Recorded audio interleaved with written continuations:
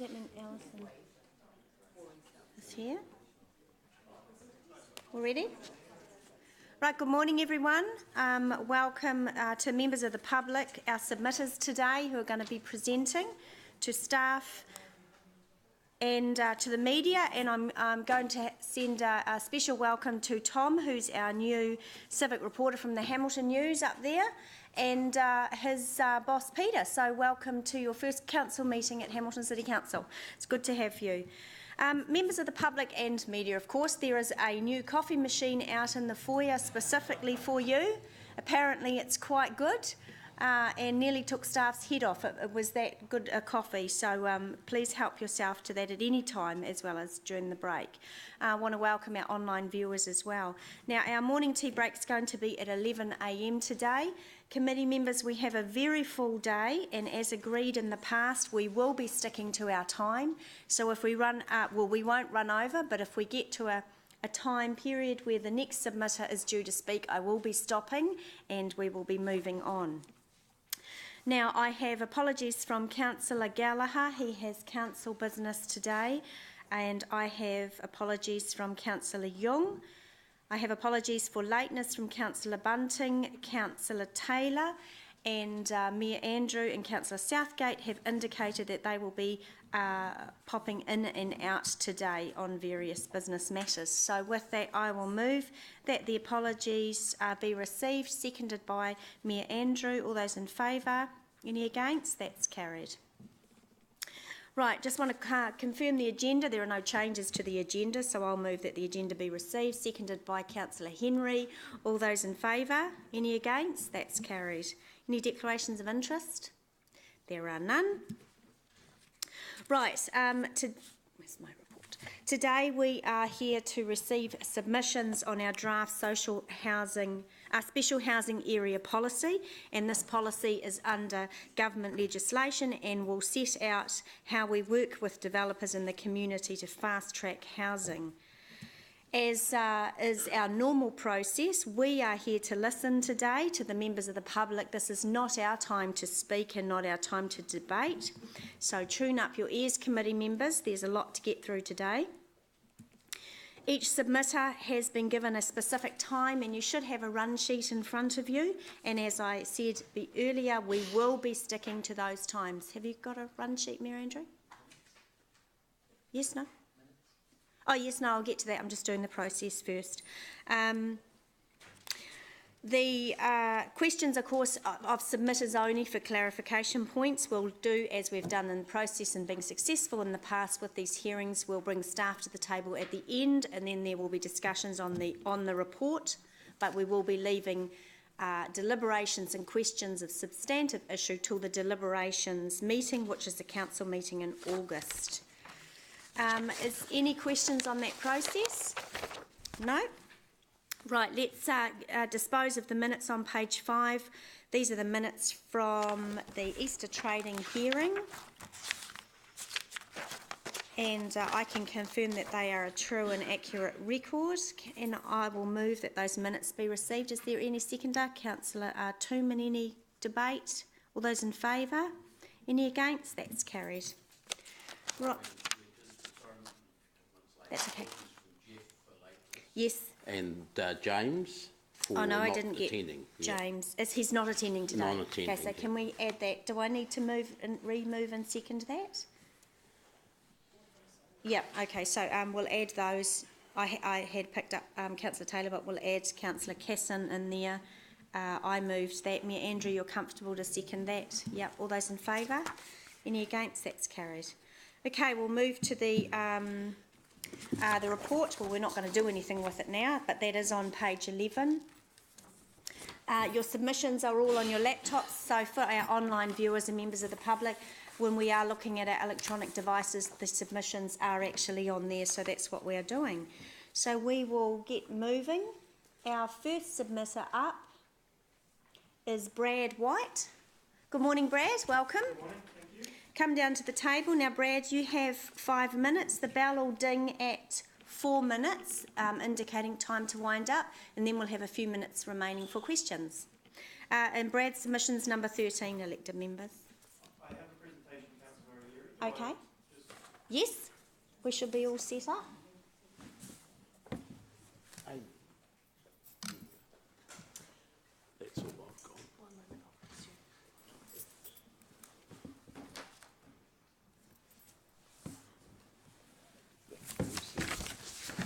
Those presentations.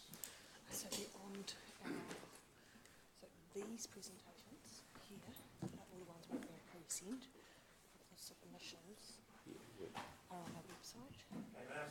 Yes. Ask for that not to be done. Kia ora, thank you very much for allowing me to speak. My name's Brad White, and I'm here to talk in support of my submission around the special housing areas. And for me, I'm just a general member of the public. In fact, I live in Cambridge, but have been around Hamilton a large proportion of my life. This moment is important because it's an opportunity I see for Hamilton City Council to do something groundbreaking in terms of changing the mould of New Zealand urban development. I feel it's time that we start treating community as the asset rather than the houses themselves as a commodity and an asset to be traded and profited from. I feel that as part of the special housing area, Hamilton City Council should consider the advantages provided by intentional communities such as co-housing, and I'll explain that further. Co-housing, in a nutshell, they are communities that are created and designed and run by the residents themselves. Each household is an individual private dwelling, but the residents come together and share experiences and manage the community and share activities themselves. Co-housing can create multi-generational, multicultural and multi-economic neighbourhoods that provide long-term housing affordability. This concept is not new. This concept has been widely accepted and implemented in places like Denmark. Sustainability is at the forefront of these communities, both in the design and the build principles, social sustainability and the sharing of rarely used resources. But what does it look like? I ask you a question. What do you want to see in the city of the future? I'm a child of the 90s, so the city of the future is the slogan that makes sense to me. On the left, you've got a picture of Earthsong Eco Neighbourhood, which is in Ranui in West Auckland. Do you want to see this? And I'll use some figures. Somewhere where you have less than 20% of the land area in buildings, but more than 75% is green space, housing more people than a standard subdivision. On the right, you have a picture of Rototuna, let's say, a typical subdivision where less than half of the area is green space, more taken up by roads, more taken up by buildings. The advantage of co-housing, as I said before, is it creates multi-generational, multi-economic and multicultural communities. Do you want to see the picture on the left where the community is engaged and together and older people are living side by side with younger people, sharing their experiences? Or do you want to see the picture on the right where we have the status quo, basically a situation made for cars? One of the tenets of co-housing is that the community is run by the residents. Do you want to have something on the left where you have all members of the community taking steps to use consensus decision making to make choices and decisions that affect themselves and the wider community that they live in? Or do you want the status quo where we each have our little 450 square metre block with a house and a fence and we only see our neighbours once or twice and maybe ask them to turn the music down? Thank you very much. Great, thank you, Brad. We'll go to questions, and I've got Councillor Southgate up first. Thank you, Madam Chair. Thank you for your PowerPoint presentation, because a picture always tells 1,000 words, doesn't it? Yes. Just interested in your views on the place of urban design and urban designers to help influence how housing. This you talked very much of the community designing, which is good, but they must have had someone facilitating the process or leading the process.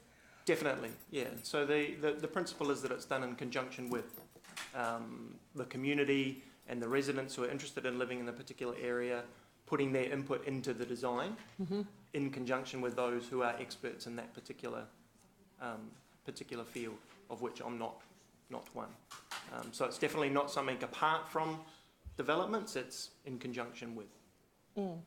So you would see factoring into that alongside the houses, the parks, the green spaces, the parks, the libraries, all community type spaces coming alongside rather than later. But yes, although where I'm looking from is mainly just the residential section as opposed to the other community buildings. Okay. That's the principle behind it. And that one that you showed before was in Ranui. Yeah. Okay. Thank you. Thank you. Brad, I just have one question. Does the policy, in your view, allow for co-housing? What did I? Sorry, Councillor Henry, okay. you've popped off the list. Yeah. No, Doesn't matter. No, you I'll go take my first. question. Yeah. I feel that the intention is there, certainly. However, the reason why I made a submission was to reinforce that there are different points of view out there, and I'm sure you're very much aware of them. But I do feel that the policy has the intention of that. However, it could be construed that the idea is to create as many houses as possible as quickly as possible. However, that could be the wrong way to go. Okay.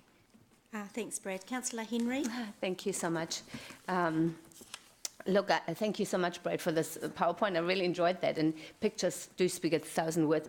Now, I did hear there have been some co-housing workshops run just lately in Hamilton, Correct, yeah. and you attended some of them. Was there quite a bit of interest there? There was a significant interest, and I think that many of the people that attended these workshops have made submissions, and some of them are going to be actually presenting to you today as well. So it's not just one person who's here. There is a burgeoning group of people in Hamilton who are interested in exploring ideas about how we can create these intentional communities in our city. Just another question. Do you think it would be really worthwhile for all the councillors to actually see some sort of just an introductory to sort of co-housing idea? Because I think just seeing it in a couple of minutes, it doesn't give the whole picture, does it? And we need to know. We don't know what we don't know. So do you think that would be a good idea? I certainly think so. The idea around co-housing is it's actually very flexible. So there are urban environments like the one in Ranui, there's a new development in Dunedin, and there are rural developments like one in Northern Hawke's Bay called Kotare. So it's very flexible in terms of how it can work. And I think, you say a picture says 1,000 words, there's nothing to be lost by actually experiencing it yourself and coming along to one of the workshops, or even going and visiting. So have you been to Ranui? Have you visited? I'll be going at the end of August. Oh, lovely. There's an open day on the 26th. Cool. I might see you there. Thank you. The concern around a policy is that it's a framework of rules which can stop people coming up with innovative ideas to put forward on the special housing areas. And the concept was for people to be able to come through with innovative ideas like this. As soon as we put a framework around it, we automatically restrict where we may be able to go. Does that concern you? It does. However, co-housing and principles like intentional communities, they operate within frameworks themselves. It's more about providing people like myself and groups that I am involved in opportunities to be at the table as part of that development process. But this is certainly not to say that these communities are created just ad hoc without any of the same rules and frameworks in place that make a city run. I am a little bit concerned, obviously, that if the policy is formulated, that it can go down one particular track and doesn't allow for that flexibility. But again, as I say, I'm not an expert on town planning and urban development. Because the concept is to get people to come forward with innovative ideas, and as soon as we have a policy in place, it restricts it and brings it back to our own set of rules, our own district plan.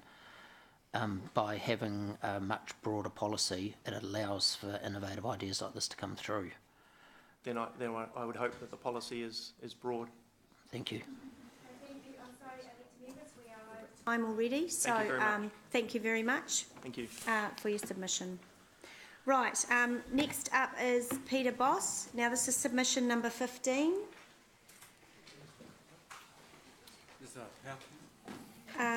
Good morning, Peter. You're very familiar with our process. Yes, Now, you thank do you. have 5 minutes, and then there's a few minutes after that for questions. Is there a, I did forward through a PowerPoint. Yes, and we have a printout here as well. Yeah, the printout's separate.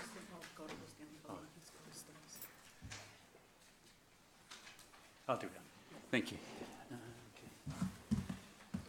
Excellent. Okay, so I'll start with just a bit of It says focus on affordability. my last submission a while back on Access Hamilton. My submission is on special housing, but I'll just go over this quickly.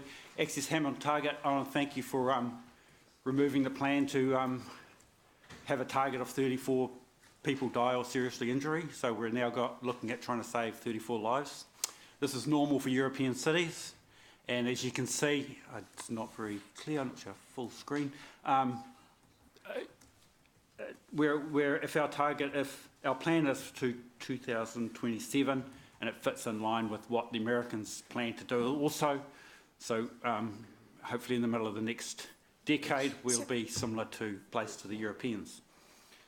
Okay, affordable housing. Sorry, can we? Yeah, full Yeah, screen. We can't see that, Peter. It's press F5. It just needs to be expanded. Press F5. F5. F5. Is that? Oh. My fingers don't. Is that a mouse? No. Okay, there we go. There we go. Check. Yep, thank you. Yeah. Okay, so you'll have this in front of you as on paper, so you can read the detail. I'll just get through first. I'm very much in support of section A6 of your special housing area plan. And I'd like to refer to a survey done on Kakatea Drive in 1989. And there they surveyed those people on Kakatea Drive. You can see it on the map there. Those in 2-bedroom houses are more likely to be satisfied those in 3-bedroom houses. So even though we stopped building those sort of houses pretty much, the people who actually got in there were happy with what they got.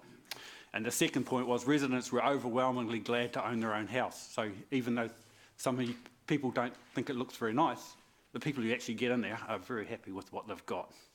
And then if we look to the 2013 census data, 49% of dwellings in Hamilton only had one room being slept in on census night. So that's virtually half the houses in Hamilton were only being used as a 1-bedroom house. So the focus is Hamilton doesn't have an undersupply of spare rooms. So the focus should be on a number of dwellings. Okay, again, I'm supporting section A6, looking at the size of the section. And the district plan or the district scheme in 1963 was only 70 pages long. And they allowed in general a residential area of 400 square metres, and they were allowed to go down to 300. And in intensified areas, they were allowed to go to 200, and they could go down to 100 with a check, a few checks in place. And then in 1991, that pretty much got stuffed. So they moved the size of the sections up to 450, and for higher density, they moved it up to 400. So they halved the number of sections that could be built in high residential areas. Our latest district plan does bring it back, but not as far back as they intended in 63. So Hamilton doesn't have an undersupply of land based on the 1963 district scheme or district plan. So the focus should be on the number of sections. Again, I'm supporting section 6A, affordability. It's the size of the section. And if we look again at the 1963, they set aside 278 hectares of land for high density. So they had 10% of the land in Hamilton was set aside for higher density. The latest district plan has got only about 210, and it's only 2% of the land. So Hamilton doesn't have an undersupply of land. So the focus needs to be on the number of sections. I'm not sure what to do about corporate bodies. That's a different subject. And again, so if we go back to this what you have in front of you, if we look at Lawn Street, Jones Crescent, higher density area, if we look at the chart across, the population is just taken off compared to normal in Hamilton. The blue line's Hamilton, the red line's Jones Crescent. and the median age is much lower than the average for Hamilton. So young people are really attracted to sort of high density housing you find in Lawn Street, Jones Crescent. And also, if we look at the Kakatea Drive, young people are still attracted to that area there. Those people who got in there are lucky because they've got their own house, and but their income is stable. The bottom chart follows their income. The income pretty much follows what the rest of Hamilton does. But the high density area in Jones Crescent, that area is attracting young people with lots of money, and that's the type of people we want in the future. And then on the opposite side of your bit of paper, there's information on density, and you can see Hamilton's population density is, compared to Germany or the Netherlands, similar sized cities, we're very average. Okay, now the district plan, or the proposed district plan, has got a rule that says 40 square metres is the minimum you're allowed to do for a studio unit. So this cancels out anything that you find in container type of housings, which is not unusual to find in Europe. And it's the same with, this is another rule that district plan's got. Now, the city of Göttingen in Germany has got a rule that a business may build and site store on the street where they want and decide and where it suits and it's convenient for them. So here's an example of two, I think there's about 8 apartment buildings, but some of them, 8 apartments in that building, but sometimes it's used for a business, sometimes it's used for apartments. It's not a strict rule on how you use the building. It's more important that you use the building than what you use the building for.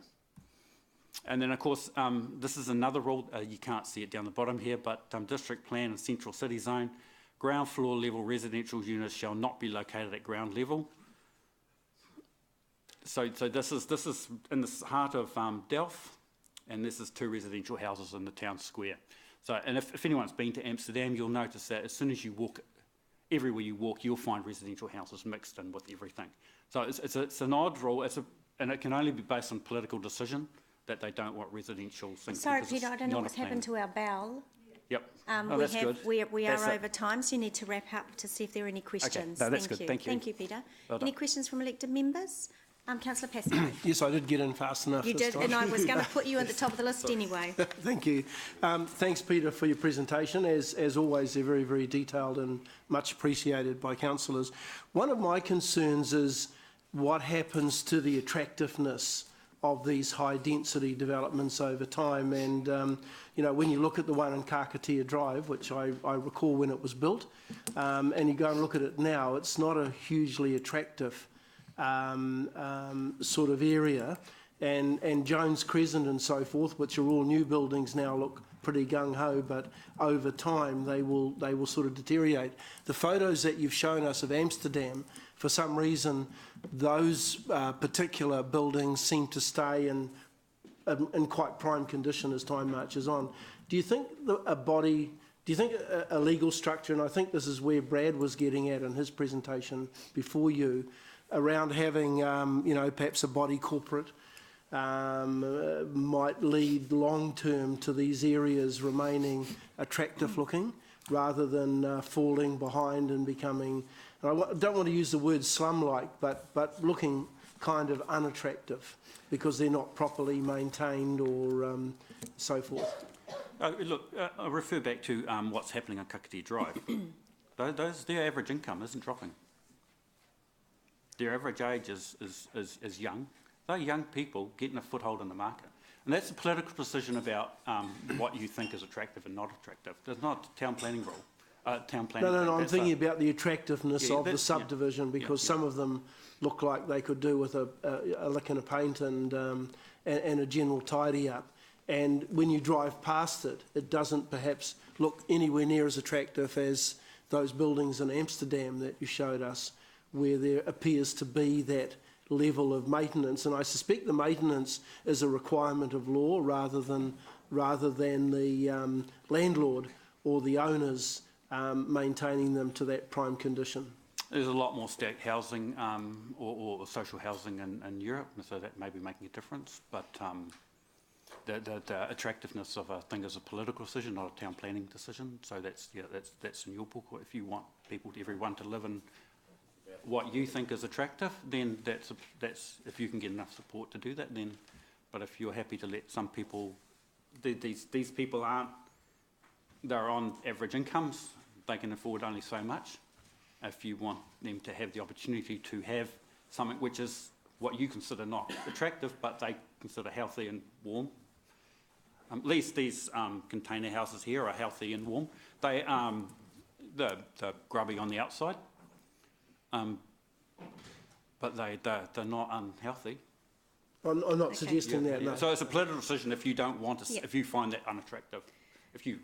Then that's, you've got to... Yeah, I suspect, though, the co-housing that Brad was alluding to would perhaps lead to there being body corporates who would take over, you know, the joint areas, as well as perhaps maintaining those areas, and whether or not, and it may not be that that's a political decision. It may be that that's the way that developers may be encouraged in order to set those housing developments up. Okay, so there's more of a discussion going on now. Yeah, sorry, No, Chair, that's okay. I'm going to have to stop it. We're now 10 minutes behind our time, and people have taken time off from their jobs to come here. So thank you very much, Peter.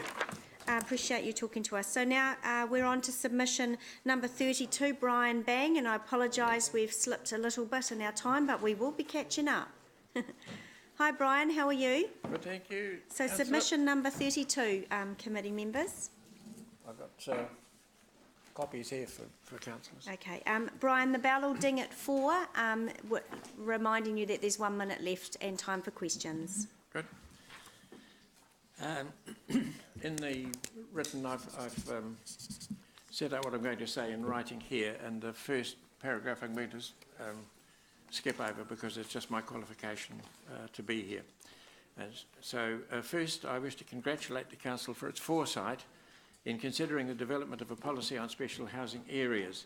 This is timely given the nature of housing shortage that has manifested itself in many areas of the country and will go some way, this policy will go some way to alleviating the shortage of land for housing in appropriate residential and other areas. It will also go some way to meet the government's call for action on housing, especially housing for first home buyers. There are, however, some matters that need careful consideration if the proposed policy is to be successful.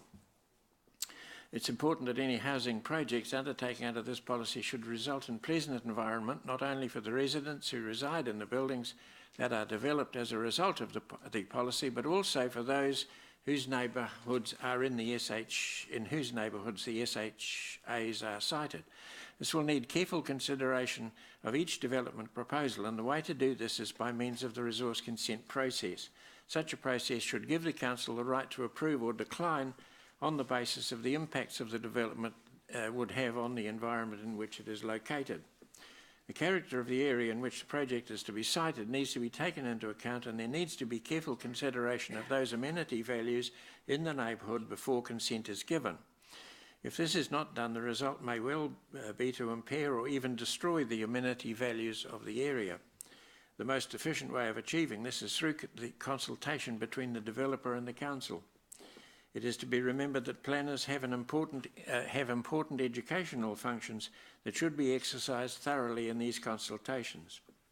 Section size is important in this context. A recent proposal advertised in the Waikato Times revealed an average section size of 400 square metres, with houses of an average of 160 square metres. While this ratio is acceptable in terms of coverage of the site, it should be limited to areas where such development is modest in terms of the number of dwellings. What that number should be is a matter of judgment. It ought to be a consideration in the consultation and resource consent processes. If the object of the exercise is to increase housing stock with dwellings that are affordable so that the incidence of rented houses is decreased and home ownership increased, then this is not necessarily a solution to that problem. In the example given in Clause 4, house prices range from $739,000 to $759,000, so that such homes are not available for the average first home buyer. Of course, these kinds of developments would apparently free older and potentially lower-priced houses onto the market, thus making them available to those entering the home ownership market, but that's a presumption. Further consideration that needs to be addressed is the effect that such infill housing has on the infrastructure of an area. Where the density of dwellings in an area has reached the capacity envisaged in the district plan, infilling would have the effect of overloading the infrastructure existing in that area. Significant infilling would thus put pressure on water supply, wastewater removal, roads and so on. In my original submission, I referred to my doctoral work in Dunedin. I said that I had studied an area of close development that had deteriorated over the years. Much of the Palmyra area had its origins in the gold rush days in the 1860s, when the area was developed for tent sites. These had been issued with separate certificates of title at some later date, and houses had been erected on them. The deterioration of the area into what became known as slums had occurred in about 40 years. Eventually, the council was moved to clear the area under the then Urban Renewal and Housing Improvement Act, Act of 1969, and the amalgamation of sites into more acceptable sizes. In addition to the Palmyra project, there were many areas of North and South Dunedin where small sites existed, which were being developed as part of the renewal process. Such sites were as small as 250 square metres, but many of these were amalgamated to produce more acceptable development possibilities. The fact that the government enacted the Urban Renewal and Housing Improvement Act in 1969 is evidence of the fact that at that stage of New Zealand's history, there were areas of housing in the country that were less than acceptable, and that something needed to be done about them. Why the Act was repealed was probably due to the development of effective management systems enshrined in planning legislation. The position achieved under this legislation from 1926 to the present day needs to be carefully monitored lest we recreate, inadvertently or otherwise, some of the unsatisfactory developments of the past. By all means, introduce a provision that will allow infill housing in special housing areas, but please be careful to ensure that the process is carefully and strictly managed so that the existing environments are preserved and or enhanced by such developments. Thank you, and I'm happy to answer any questions, but just before I do that, I just want to endorse Brad's submission, which fits, I think, very closely with the kinds of things that I've had to say. Thank you, Brian. We've got time for a couple of questions. Councillor Southgate. Brian, so what I took from the your considerable background in this area, that you're not opposed to small sites, but it's about the appropriate placement and types of development. Yep. And that the focus should be on maintaining the quality of those areas, avoiding the kind of factors that have historically led to slums or less quality. And that taking into account what the area was like before and trying to maintain some of what's special about those areas as you go forward. Is that what you were? Yes, exactly. Exactly. That summarises it very nicely. Thank you. Okay. There are two issues in it. One's an ethical issue. What's the best thing to do in terms of both the development and the existing environment? That's one, and the other is a legal proposition called legitimate expectation. What do the people who already live in the environment expect their environment to be maintained? Okay. So yes, it's a balancing act. Perfect. Thank you very much, Brian, for coming today. Pleasure. There's the written copies of what I said. Handouts, great. Thank you. Right, our next submission is from Alison Ringer. Welcome. Good morning, Alison. Good morning. The bell will ding at 4 minutes, indicating you have 1 minute remaining. So That's we're in your hands. Submission 34, committee members. Aye. Good morning, councillors. Thank you for the opportunity to talk to you. My submission's page 131 to 133. I just want to highlight, I guess, in my talk, flexibility and diversity. When I was reading the policy, the draft policy, somewhere it said there should be a minimum of 2 bedrooms, and I think that's too much. I think there are many people who'd quite like to live by themselves in 1 bedroom. The smaller the house, the cheaper it is, the more affordable it is. Now, I've lived in many, many different sorts of dwellings in my life. Flats, boarding houses, 3-bedroom houses, 5-bedroom houses. What almost uncountable, I was trying to count them up. What made all the difference to what I liked was the friendliness and the ability to interact with the neighbours. And high density by itself doesn't work. You need high density with good design. So, so for instance, that you can be private if you want to, but also so that maybe a private backyard or a private nook. And you can be easily sociable if you want to, for instance, paths in the front of the house so you can walk along and see your neighbours as they're coming and going from their house. What seems to make the difference is if you can put the roading and the garages on the edge of the development, then people walk, then you see them, then you're friendly. So it's also very important, I think, that the housing is made of good quality materials. So, for instance, if you have row houses, you don't hear the neighbours through the walls. If you have apartments going up, you don't hear them through the ceiling or the floor, or hear them minimally. I think if you have high density, you need to have cooperative groups working together, or maybe pocket neighbourhoods. If they're friendly and they're cooperating together in some way, or if they know each other and they're friendly, they'll want to maintain the properties in good order. Now, if you read about a concept called pocket neighbourhoods by architect Ross Chapin, you learn that existing neighbourhoods can be adapted in imaginative ways to enable a high density, but careful design results in people being able to have privacy when they want it. But communication and socialising easily with their neighbours can be encouraged by the design, not just of the house, but of the neighbourhood. The small neighbourhood I'm talking about. And it seems the best way to do this is to keep the cars and the garages and carports to the edge. The space that's used for garages and driveways currently next to the dwellings can be turned into gardens and paths and places where people can just sit together in the sun. Paths provide access. If people are walking, they can see each other and stop for a chat. If you have a friendly, happy neighbourhood, people who know one another, then you've got a resilient neighbourhood and they can help each other in a disaster. So that's apparently the most important thing in a disaster is cooperation with neighbours. I lived in Wellington for 14 years, constantly being told about the possibility of disasters. So, and that, you know, get to know your neighbours so you can help them, they can help you. Well, that was 1 minute to go, gosh.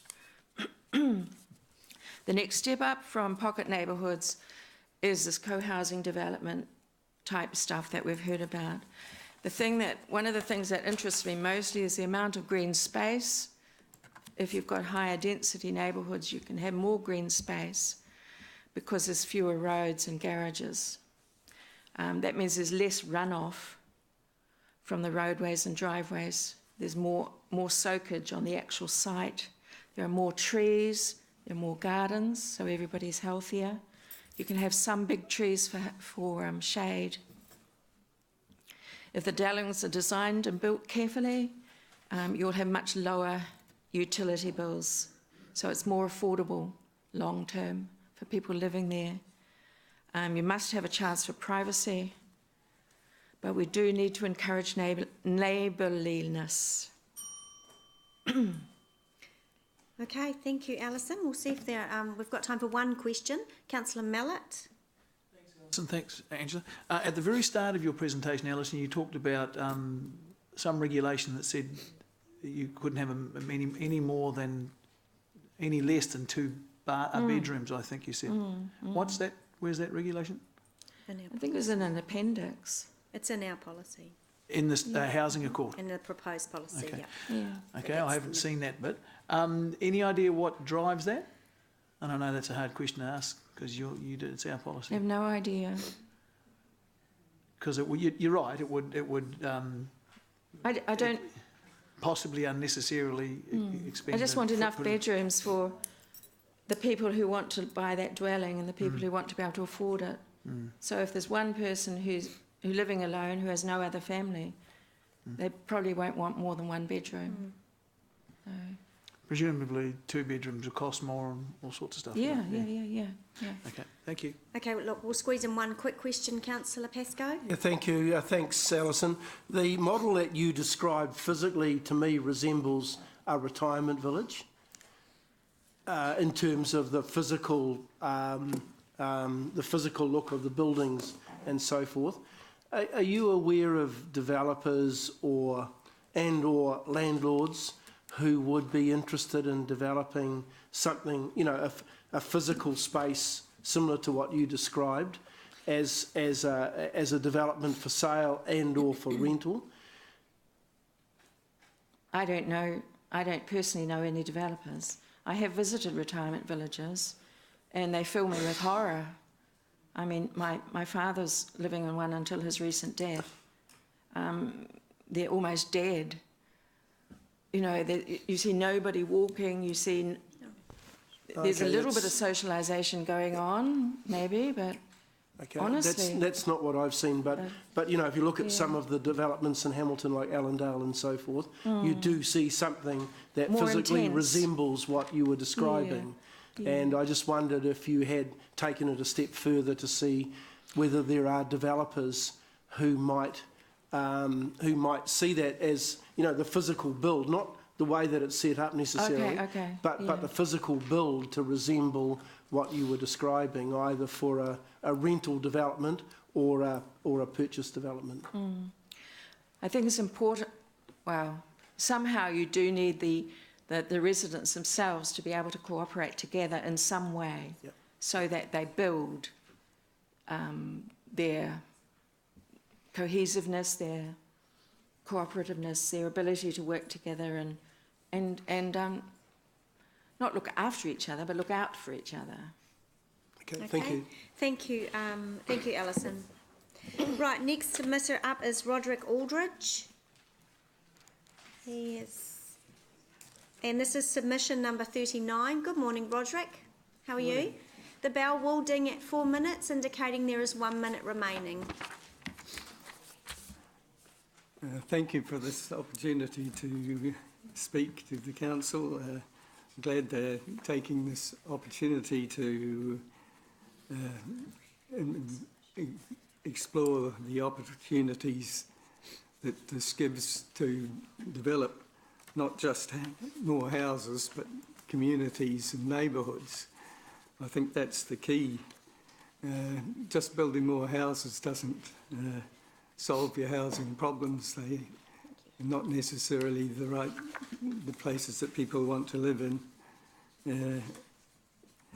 So the main points I was wanting to make is that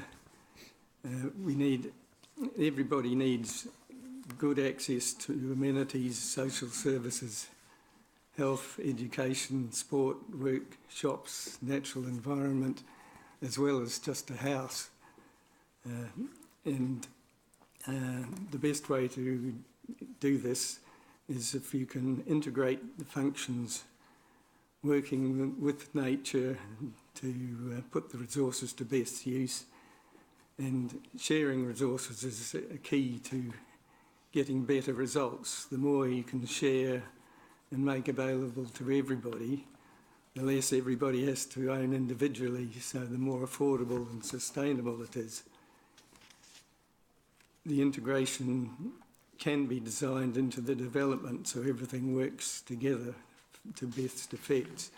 So my challenge to the council is to try and work out ways to do this, and some of the ways you can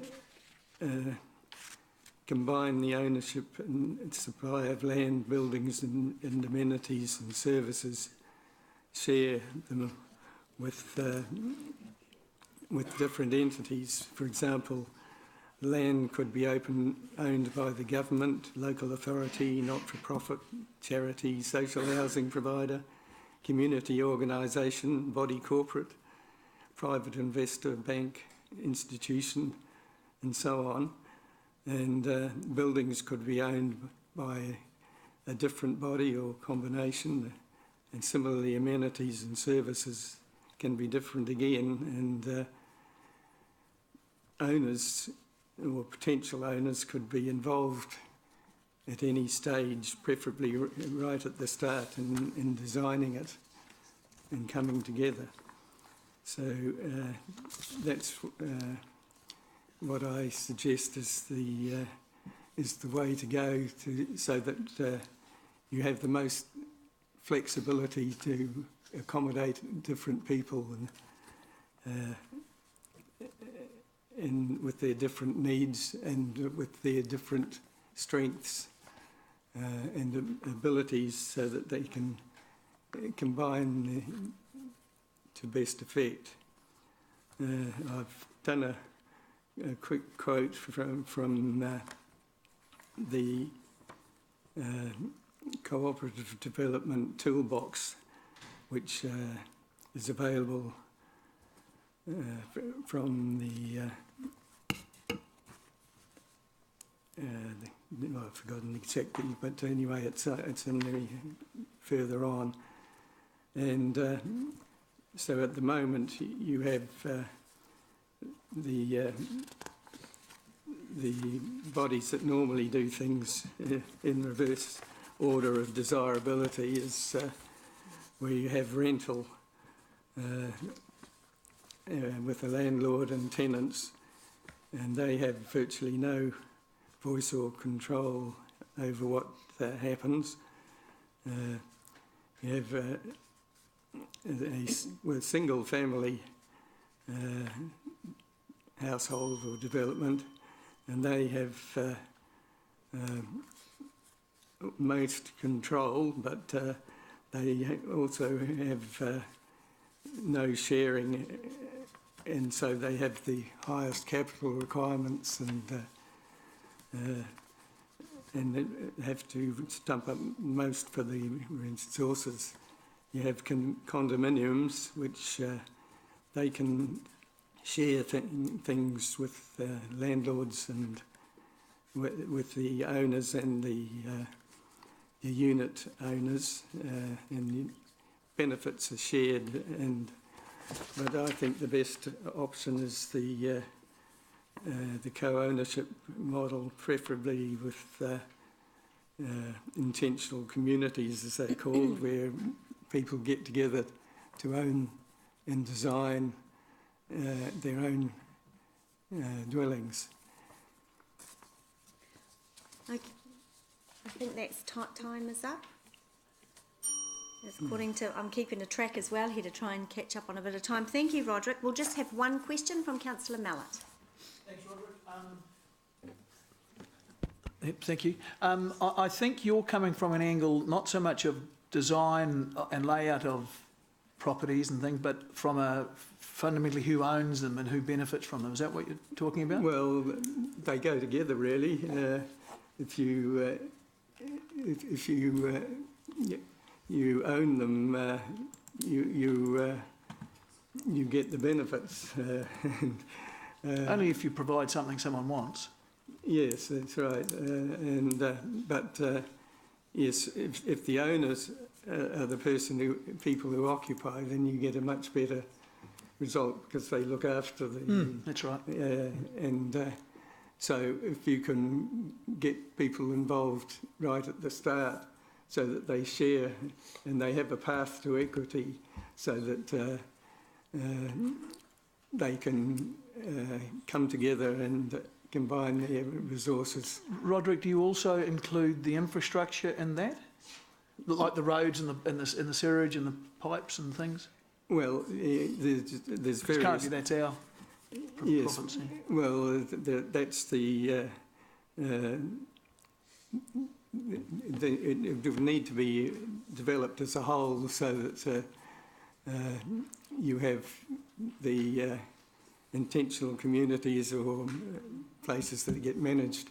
The what community, sorry? Intentional communities, they call them, people who come together to do a joint enterprise of housing. Like a business or something like that? Well, it can be a corporate or a cooperative or whatever. And I think there's lots of ways that you can, the ownership and the control and the occupation can all be shared together in different combinations. I mean,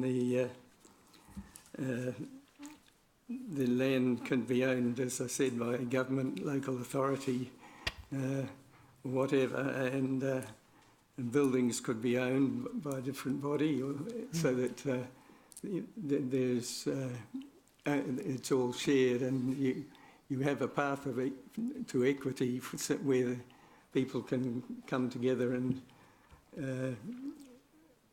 pay the cooperative or the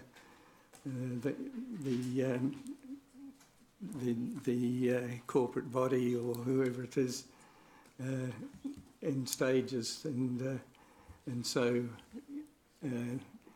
rather than being just a renter and not being able to afford your own home. Thank you very much, Roderick. That's all we have time for today. Thank you. Thank you. The next submitter is Linda. Linda, I'm not going to attempt your surname until you guide me. It's Vayers. Vayers. Yeah. Thank you. And committee members, Linda's submission is number 40. So same process, Linda. Sure. You'll hear the ballot 4 minutes. Cool, thank you very much.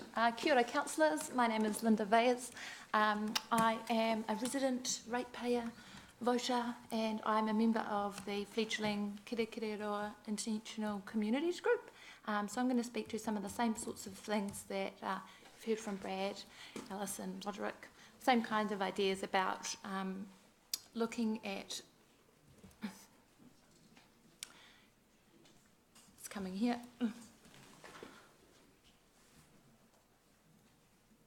It's not working for now.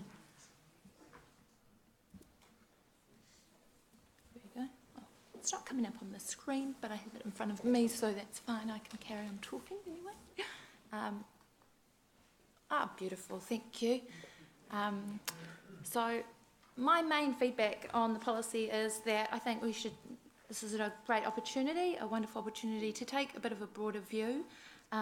What if the question was, instead of how do we build houses and what exact size and things should they be, how do we build communities, and how do we build communities that are going to suit the land that they're on and the people going to live in them.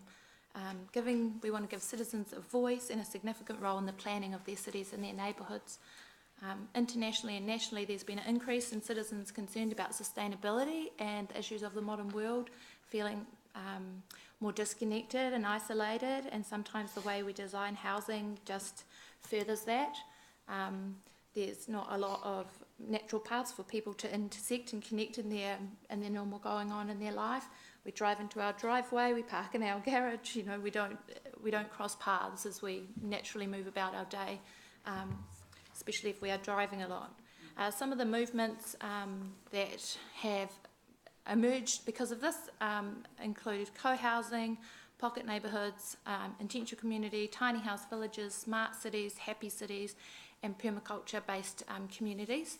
And all of these things are focusing on innovative, different ways of thinking about how we use our space, how we use our resources in a sustainable way, in a regenerative way, to meet the real needs of people. And so it's more than just building houses and using this land. These facilities are going to be there for a long time, and they're not just going to meet the needs of the current citizens of today, they're going to meet the needs of the citizens of the future. So let's really take a look at some of these other options while we have the opportunity here. Something I want to focus on is co-housing. That's the thing that intentional communities looking at. So there's lots of advantages to co-housing. It's an affordable model. Resources are pooled to cut costs. It's safe, and because people are all sharing resources, living near to each other, having privacy if they want, but there are shared spaces which are mostly car-free, so it's safe for children to go and play in these communities, maybe like some cul-de-sacs used to be, where children go and play, and they feel like they know their neighbours, someone's looking out for their kids. They're sustainable, because they usually also share waste systems and things like this. There's social, there's lots of points where people connect with each other just quite naturally during the moving through their day in their lives. They're cooperative, there are communal efforts and investments which save money and improve quality of life. Importantly, they're independent. Residents manage their own housing and their community needs. And they're secure, so because everyone knows each other, it's a safer place to live. Consultation and participatory planning and development. With this policy feedback, there needs to be in-depth broad consultation with community groups, reaching all sectors in the community in a way that encourages them to participate. And just a question around how will we make sure when we start building these developments that everybody in the community is going to get a say. There are probably plenty of people who don't know they can come here and speak, and especially maybe the migrant groups or the refugees, people like that. How can we get them involved? We want to promote and encourage active citizenship and democratic governance. We want communities to be co-designers and co-developers of their neighbourhoods. And we want to expand the major players in development to include community-led development specialists and active citizen groups, which is the kind of group that we're starting to form. Groups of people who are interested in co-planning and co-developing the neighbourhoods they want to live in. Affordability, how do we make buying a home and belonging to a community affordable? Let's look at some different options to the traditional model. Let's look at community land trust as an option, rezoning, using land that's not currently used effectively, or using buildings in a different way. There's lots of exciting stuff happening internationally, especially about creating high density co-housing in very urban areas. It can also be done in suburban areas and rural areas. There's one in Adelaide that's really interesting. They've done it in this cool warehouse in the middle of the city, so it's very cool. I have more, but Did you want to skip to a particularly there's one last point I'd like to make, and then I think that might be We'll it. go to questions. And the last thing to look at is, as well as how we set up the development, how do we design the homes? How do we actually design homes themselves? Someone said before about there's a stipulation for 2 bedrooms. What about if we looked at innovatively at how we use space? There's a very cool origami apartment video where they take one room and they use all sorts of amazing technology and buildings to kind of slide walls, and things come out of the wall, and then we use, beds are often redundant during the day, so have those out the way and then use their space in a more interesting way. There's lots here, but you can read this at your, there's lots of interesting things to look at. We just want to create broader criteria that include regenerative and sustainable development, looking at permaculture principles. I've got some other slides if you have questions. Okay. Are we able to get the electronic copy of your presentation sent to us? Yes, absolutely. Yeah. Great. Okay. The only other thing, I have some pictures, so. Okay. You can pop those up while we're asking questions if you like, because there's a bit of a list here. So I'm going to go to Councillor Henry first. Oh, thank you so much for that presentation. That was great. I love pictures anyway. It's sort of what I want to ask you is, how do you think we could change people's paradigm that see a house just as an investment to be sold for profit? I think that is a challenge. Yeah. But I think more and more citizens are interested in not just, it's more than just having a house, buying a house, selling a house. That the way that we actually live our lives, there's too much of that as far as I'm concerned. People want to live in a certain way where they're connected, where they're happy, and I think those models can be very, as well as being great to live in, they can be good assets as well. And in this case, it's the community that's the asset, not necessarily just the house. Okay. just kind of taking a broader view of that, I guess. Okay, just one more question. Sure. About education. I think you hinted already that we have to put it out into the broader people with immigrants and so on, different groups. How can we put these options out to people so you know so they know that there's different ideas out there instead of just the stuff that they're given by developers for maximum profit. So because they haven't got much choice at the moment. So what can you see how we can put these broader ideas that you've just brought along to put it out there to more people? How can I see that we can do that? Yeah. Well, we can put all different links on the website. I think it's probably through social media is a good way, but also getting out there and going to the communities, maybe going on a tour, going to those, especially inviting those groups that may be underrepresented, having them come and presenting something to them would be the easiest way. Okay, Yeah. Okay, thank you. Councillor Mallett? Thank you very much. Thank you, Linda. A couple of things you talked about. A number of people, well, a couple of people I've heard have talked about ownership structures rather than as well as design. Mm-hmm. What's the focus on ownership structure? What is your concern with the current ownership structure situation then? It's not affordable. That's the main problem. Why would the price of a house is the price of a house? If it's owned by one person or 50 people, it's going to be the price of the house, isn't it? What would changing the ownership structure do? I think if you look at the land, a community land trust, then the land can be owned separately to the buildings, and then if the so it's leasehold land, I mean. Yeah. Yeah. And then you lease the land, but you own the house, and so then it's more affordable for people to actually get in, because affordability is a huge issue. And so in that situation, you would be, to some extent, you'd be a renter, wouldn't you? You'd be a renter of the land, and you'd maybe own your house. Okay, and that's possible now. That's not possible. Oh, okay. Yep. But so that would be great to. Okay. All right. So, and I guess what I'm trying to think is, you're making these suggestions.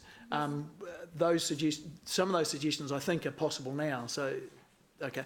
And the other one was, you talked about innovation. What do you think is holding back innovation? I guess I think there's lots of innovation already happening. It's just a matter of tapping into that, and when developers are applying for contracts and things like that, trying to get citizen groups like us to bring the ideas that are already there and the developments that are already out there, the developers who are utilising these kind of models, kind of connecting those up at the right times. So how would you do that? Well, that's why I'm here, telling you about different kind of options. And yeah, but you talked about the developer talking to the citizen group, which I'm not too sure how you define a citizen group, but so what's the mechanism for those two things getting together? I don't know. I'll think about that. Okay. Thank you. Yeah, I'm not exactly sure.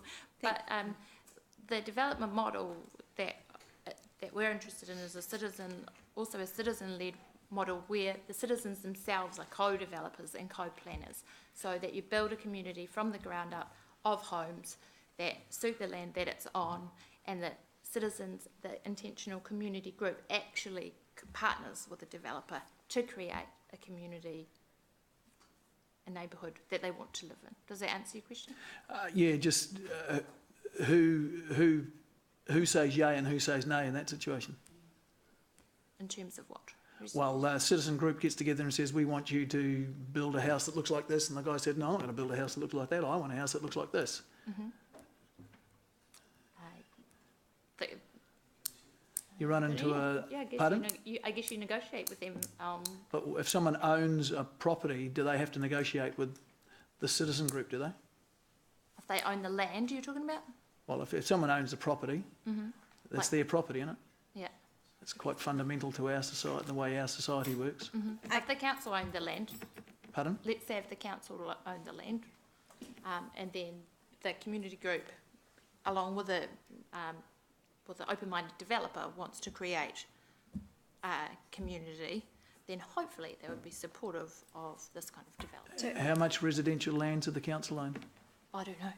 Okay, so that's, I think that's exhausted that. Can I just, before we just go to Councillor Southgate, Have you visited the co-housing in Auckland? I have a picture of it. I haven't visited yet. I'm going to visit it. No, okay. And there's one in Dunedin as well. And do you know who owns the land there? They do themselves. They own. They're a different purchased model. the land. Yeah. They've purchased it and they've co-designed their own. Yes. That's Okay. one So way they're of the doing it. landowner. They make those decisions, right? That's right. Councillor Southgate. Good morning. My question was along the same lines around understanding the concept of getting communities, developers, planners and all of that kind of thing in the process together. And I think that's fantastic. It was just what's the process around that? If you maybe there are different solutions for infill versus or established areas versus complete greenfields where you've got a landowner who has rights over his land, a developer who's working to, to make some money as well and create something that he or she can sell. Yes. I just wonder how would you see council playing a role in that? But you basically said you're going to have to think about that some more about the process. Yeah, okay. And the second question is, within this special housing area policy that we're creating, do you think one of the solutions would be for council to actively look for people who would be willing partners in this new model? Yes. So that's the intention of you submitting today, to say, well, within this framework, council could seek out different types of development that had as many of these factors involved as possible. And just be open to citizen-led developments and planners, that citizens, that you do have a group of citizens who are very interested in being involved in the development of their own communities and their neighbourhoods. So you'll be familiar with the development in Jebson Place in Hillcrest, that housing. As well. Okay, so no explanation of it. No, I just wondered because I wondered what your Thank perspective on that was, whether that's the kind of project that council could be supportive of within a special housing policy. Talk to you offline about that. Yeah, okay. All right. Look, thank you very much, Linda. A very interesting submission. Thank you. So, no worries. Okay, next submitter is Samantha Rose from SHA. Where are you? There you are. Good morning. Now, Samantha's representing an organisation, so she's got 10 minutes to speak. So, Sam, the bell will go at 9. Yeah. And you've got a presentation, is that right? Yeah, it should be loaded okay. up. We'll get you plugged in there. Yeah. And this is submission number 14, committee members. Oh, hello. Yes. I'll pull forward, yeah. It's fine. Thank you very much for inviting me here today. And giving me a chance to share with you some really exciting and wonderful ideas around housing. I really love living in Hamilton, and I would love to help put Hamilton on the map to be known as the city of compassion and the city of sustainable human habitats. And I believe a good starting point is how we go about doing housing and neighborhood development. I feel well qualified to speak with you today about this. I work for SHA as the community development worker and facilitate community-led development. In my profession, I use principles and practices of regenerative development, permaculture, sustainable development. My bachelor's is in anthropology and sociology, and I have a master's in development management. I worked with Habitat for Humanity for 4 years, building houses with families and with communities for 4 years, and I even built my own house myself with my own hands. For 2 decades, I've been researching alternative housing, and I have visited a number of intentional and sustainable communities in many different countries. So you might have heard a few themes that you'll hear in my submission today as well, because as part of my work at SHA and as a migrant myself, I really wanted to raise awareness within the migrant and ethnic communities, as well as the broader community of Hamilton, that there is a chance to participate in having a say about housing. And I thought to also raise awareness to people of what is the current situation and what are possibilities. So I organized for Robin of Earth Song from Auckland to come down and present about what she has done and how their community led their own development. And that got about almost 70 people came to that, and she ran a workshop with the nitty-gritties. And out of that, a bunch of people became very interested in the possibility that they could be more involved in co-creating community here in Hamilton. And so as such, we've decided to meet about twice. We've met once already, and it really is open to anybody. I would really love to bring this, as far as possible. Anybody is welcome to come to these meetings. And the meetings are just focused on us as co-designers, intentional community. What does that mean? What does that look like? There's no one form that we're, the co-housing is something that Robin talked about, so many people are interested in that. And in my role as SHAMA, I'm as well reaching out to ethnic and migrant communities to let them know also they have a voice around housing, and what are the things from their culture or from what their wants and needs are as new members of this community in order that they get housing as well that meets their needs. So it's an ongoing process, and housing is just one of the many things that I'm doing in my role. So I wish I could say it was something that I had more time to put into, but I've got a lot of other projects. So, but I have something to say about that at the end of my presentation. I did make a PowerPoint, so it is up there, but you also have handouts, which I hope if you've gotten now, so you can follow along. My main premise is that beyond housing, we need to look at intentional and sustainable neighborhoods, and really the crux of it is that we need to be principle and ethic driven in our development. We need to have people care, fair share, and earth care be at the forefront of our housing and our community's development. So under people care, we have, can you go to the next slide, please? Under people care, we've got housing as if people mattered. That's my little subphrase. So housing which is built for people's social needs. So we have, is it here? Oh, sorry, I thought it was master controlled. Right design mitigates social problems like depression and crime. So architecture and the way things are laid out could either add to isolation or counteract it. We need an in-depth and broad consultation with community, including migrants and ethnic, but also other people, about their needs and vision around housing and neighborhoods. And we also need an investigation into international and national best practices. Similar to what I read about what happened with Founders, I thought, oh, that's great. It's already something that Council knows about doing. We need to apply it to housing. Looking at community as co-designers and co-developers, not only just to be consulted, and that we need to look at who are the major role players in informing bodies and housing development, and it needs to include people who are also understanding social systems. So community-led development specialists, anthropologists and sociologists, permaculture experts who look at things like physical with people and how that all plays out on a piece of land. Then we have fair share, which is the issue of affordability, and what do we do about making sure that everybody does have access. So under fair share, we need to consider community land trusts. You've heard that mentioned. I have a slide on how that works, those details, as a 10-year model for affordability. Housing to be looked at as a community resource or a community asset, not just as a personal commodity. And that affordability comes also from house design and in terms of long-term affordability. So it might cost initially, even it could cost a little bit more in the initial design, but over the long haul, in terms of the way things have been designed for the house, there would be savings in electricity and water and energy. I've mentioned there about capturing passive sun to warm the house, using solar hot water heaters and solar lighting, looking at even shared biogas digester systems, fantastic things being done internationally with biogas digesters to generate gas for heating and cooking, and looking at land for food gardens, so accessible and affordable food, and fruit trees, which are also carbon sequestering. So we've got a mitigating climate change there. And looking at also financial policies to see where policy and legislation can be changed to accommodate better lending. We take away opportunities for speculative house investing. We look at taxing income earned from housing.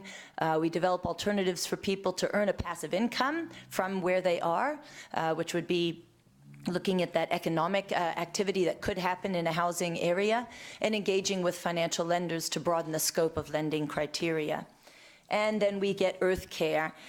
which is your environmental sustainability. So we broaden the set of criteria and principles for housing design, which is including the regenerative development, permaculture principles and design. In your handouts, I've got a handout of how permaculture principles apply to community development and sustainable development goals. Those are the SDGs, which you can find on the web easily. To look at houses built out of natural materials, to look at neighborhoods designed with foods, gardens, trees, biodiversity, looking at zoning. So we re-look at how we do our zoning to accommodate multifunctionality in place. And I've got an interesting model regarding rezoning of agricultural land that comes later in the presentation that accommodates clusters of ecological agricultural homesteads. The model is the Ecological Land Cooperative. And we look at zoning to allow for light economic activity and food production. So I'm not going to go too much into this particular slide, but just to say that on the top of the positive inputs that go into conventional housing as we know it, that's a conventional neighborhood, and there's actually a lot of negative outcomes or inputs and outputs if you really break it down and you follow it in terms of, okay, what's going in? We've got a lot of energy intensive building materials, quite often very bad quality design. I lived in a house like that for a year and it was very uncomfortable. So those are the negative inputs that go into that kind of a design, and of course then you get loneliness and isolation and indebtedness if people are owning an expensive house, cold and damp, etc. And then on the next slide, when we look at intentional housing and neighborhood that's built with the intention, with earth care, people care, and fair share, we have a lot of positive inputs and outputs and not as many negative inputs and outputs. But as I say, I don't want to go into too much these particular slides now. So because I've been talking with people, as my role is community-led development, these are some of the things after a workshop that we did, and we asked people to give all the reasons why. Some of the top responses were social cohesion, sense of belonging, and all those great social things that we get from connecting with each other, affordability, ability to grow and share food, and then sustainable and ecological design. So I'm going to go through a little bit quicker because I do have, and then I got some things from the ethnic women at SHA, and again, the same things were reiterated by those new migrants. So some of the design solutions, you've heard a lot of these already. So this is a co-housing community with pocket neighborhoods. So you can see a pocket neighborhood is a smaller group, and then the co-housing has a common house and parking on the outside. You've heard about pocket neighborhoods, so given time, I won't go into them, but there's a lot of positive benefits. The main thing being that it is developer-driven, and then you have co-housing, which is more the citizens themselves who will be living there that drives the development of that community. And then that's what Earth Song looks like. I hope you get a chance to go up and visit. And then this Ecological Land Cooperative, which is transforming agricultural land into more useful ecological agriculture. And then I just had the CLT. So let me just go quickly into what that is in case you haven't got an idea of how that works, which is a nonprofit organization owns the land as a public good. And then the buildings are owned by either organizations, businesses, or individuals. And there's a little bit more. Again, this is in your handout, so you can read it more in depth. Sorry, we will run out of time for questions. So the 10-minute bell has gone, so we will need to stop you there. Okay. Look, I can just allow one. Actually, probably two questions. So, Councillor Mallett, one question. Thank you, Samantha. Hey, what's stopping all this stuff from happening now? I don't think anything's stopping it. I think actually we do need to look at zoning. Like, for instance, at Ecological Land Cooperative, I do believe that the agricultural zoning at the moment is prohibited, because I know with that Ecological Land Cooperative, they had to work with the local council to talk about how that rezoning is going to work so that more households could be on a piece of land that was originally zoned for one house. So there could be some zoning things. So zoning aside, people can do that now, but they have for some reason chosen not to. Well, I think the other thing is that it's been a very developer-led process, and the developers have a very limited scope of what they consider when they are building houses, as I mentioned, around the sociological factors. So I do believe also that price of land is the prohibitive factor. So it's not that anything's stopping. Well, I guess affordability would be the thing stopping. So that's where the Community Land Trust comes in terms of opening up those doors to people that do want to do it. Yeah, and just lack of knowledge of what exactly exists alternatively and a raising awareness of what is possible. And then when people come to say, well, for instance, on Earth Song, they have 38 houses on what was in the traditional neighborhood 16. So the zoning would need to be looked at, because I do believe that those could be constraints when a community does want to come in and do. Also, biogas digester, would you allow such a thing? I don't know. It's one of those things that when we have a proposal and we say, we want to do, have composting toilets or biogas digesters, and you say, wow, gosh, okay, we need to look at the zoning to see if that would, accommodate, or we need to change the zoning. Or look at our own existing infrastructure, whether or not we can have the capacity for that, yeah. That's right, yeah. So some, as we start to go into these, we'll find where there are blockages, yeah. Okay, thank you. Councillor Henry, did you still want your question? No. Okay, thank you very much for your submission. Great. And we do Thank have you. your handout, so that's great. Great, Thank you. thank you. Right, we're going to stop for morning tea now, and we will come back at... No, he's just pulled out. Yeah, we'll come back at 11:10.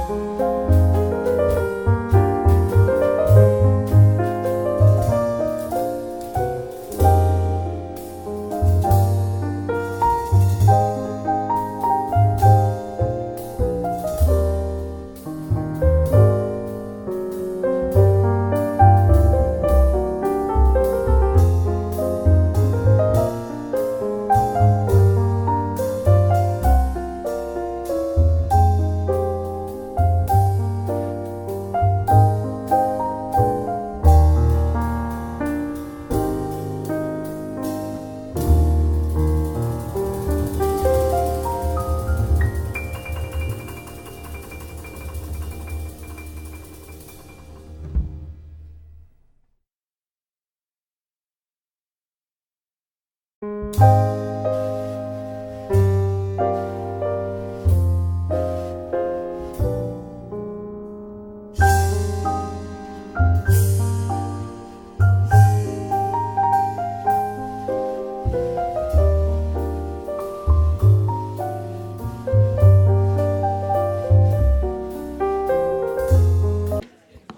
we go? Yep.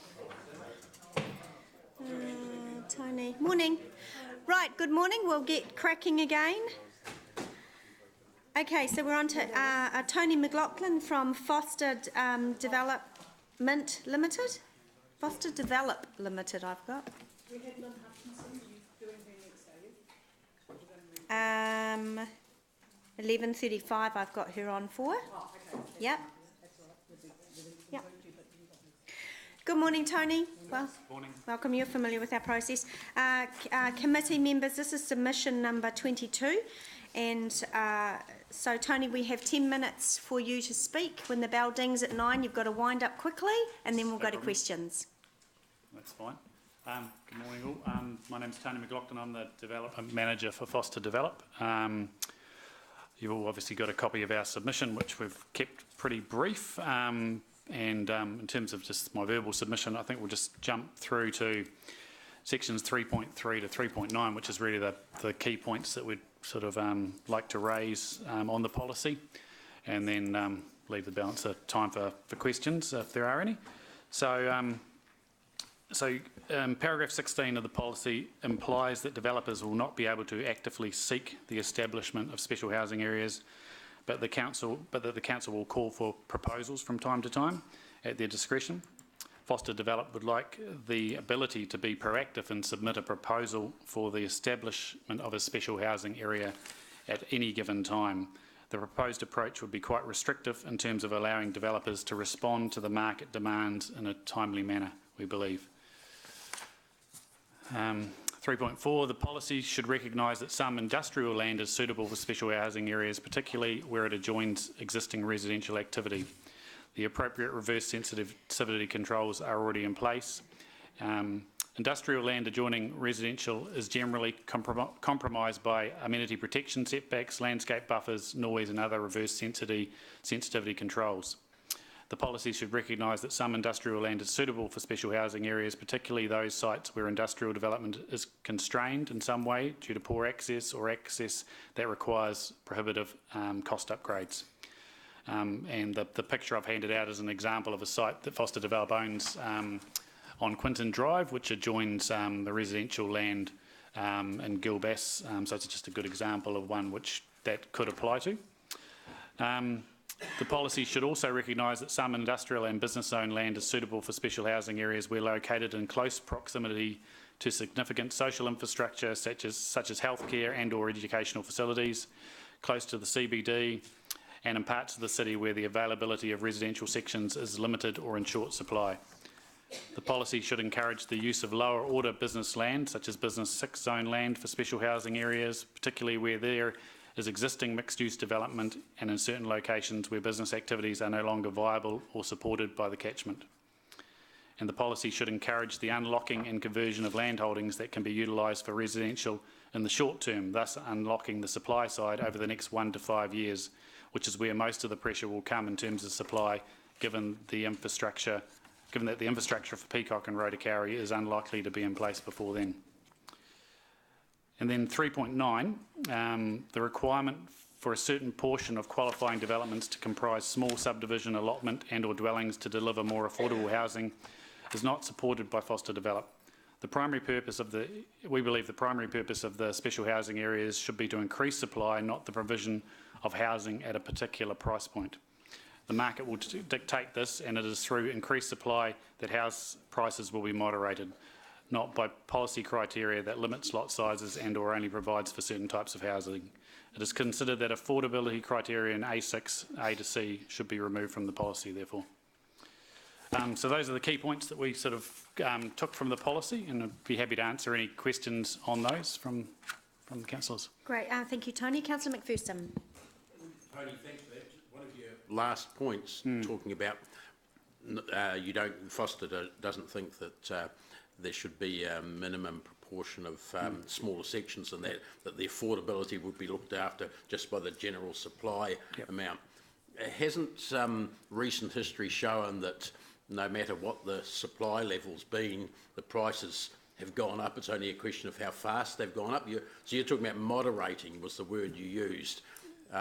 Yeah, I think we have struggled for supply. There's not actually a lot of sections in the market, and if you ask the average person, can you go out and buy a section? You can't probably, because most of the building companies have secured them from the developers in large chunks, sort of from 10 to 20 sections. They'll secure them from the developers versus an individual who wants to go and buy a section. I guess I've never owned a new house. Don't know if I ever will. So I'm not sure it's also realistic for first home buyers and that sort of thing to be buying new houses. It's called a property ladder for a reason. You get on it, you build up some equity, and then you move to a bigger and better house as you can afford it, sort of thing. So, and we're aware of some examples up in Auckland, I guess, where special housing areas have been around for a little while, where lots of silly games got played around building smaller sites or only consenting ones for less than 15 lots, so you didn't have to put in a smaller lot or a cheaper lot or something like that, or then even to the most extreme extent of a smaller, cheaper house being built and picked up and moved away after the first sale, and then a bigger house being put back there. I mean, lots of games can be played. I mean, we think that the key issue is around just supply and just improving supply through these special housing areas. It's true that those games are being played, but isn't part of the government's stated intention with the housing accords and special housing areas to make housing, to increase the supply of affordable housing? Isn't that been part of their stated intention? Definitely, and I think the smaller lots, particularly when you're doing it in brownfields areas, are the opportunity there. We're building smaller lots at Greenhill Park at the moment down to 300 square metres, and that makes the overall package more affordable. It means people need to start thinking about moving to two-storey houses versus single-storey houses. But equally, in another example is in Tauranga, where they've moved down to 200 square metre lots, and they're selling them for 200,000 those lots, and they can still put a reasonable size house over 2 storeys on those. So it's that density, I think, that gets us the affordability versus. But you don't think that should be a requirement on an individual special housing area? Is that what I'm hearing from you? I think developers will generally head towards that density to get the economies and the efficiencies and to hit a price point that people can afford. The prices where sections have got to in Rototuna, for example, are a pretty small part of the market. And if you're a developer, that's a pretty long game to be targeting $1 million houses, and to people who can afford $1 million houses, you really want to be targeting the middle of the market where most of the buyers are. They're not the first home buyers, but they're still the people who are in their second or third home who've built some equity up. And so developers are, they're driven by the economics generally, so they're going to target that versus having to have one-off houses or something that just are out of context with the development. Right. Yeah, thanks. Thanks, Angela. Thanks, Councillor. Councillor Southgate. I think in part you've answered my question, because I was interested in that request around size of houses, types of houses not being defined, and the affordability will define the supply. I guess my question was very similar to Dave's, actually. How much do we know about what's going on that will give us comfort that first home purchasers, thank you, will be able to do that? Because when this housing crisis came to a head in the media and everywhere else, that was the cry. It was that people cannot afford to enter the market. It wasn't that people like me couldn't afford the next step up in the house. It was that. And so now what we seem to be seeing in the real estate agents is a bit flattening off in terms of people staying put a bit more because they also can't go up. But so what do you know about how we're going to get those first home buyers into the market? Are you suggesting if we pitch these new areas at middle income, then they'll liberate what they're currently in, and that's where the first home owners will end up going? So in the development I'm working on at Greenhill Park, a lot of we've got smaller sections, and a lot of the people we're selling those houses to are people moving out of the larger houses in Rototuna, because they're baby boomers and empty nesters and all those sort of things who no longer need that big house. And so it's freeing up those larger properties for families who are moving up the property ladder, as I say. They're quite expensive, those larger houses, though, aren't they? They are, but then as our, I guess, the number of people living in houses actually shrinks. So we shouldn't be building massive houses. There's actually a growing portion of the market that doesn't want a 4-bedroom, 2-bathroom house, you know. Yeah. And I'm glad you commented on those getting older, because I was going to say about that. Where's the supply for those people whose family have gone and everything, and they want to downscale from their 4 bedrooms to 2? That's right. Yeah. And how do we ensure? Because I think Dave was on point by saying the special housing area is expressly for a purpose.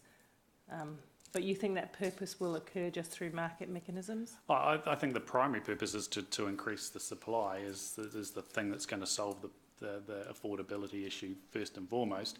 Then the rest of it's are nibbling around the edges of it. And if you make it too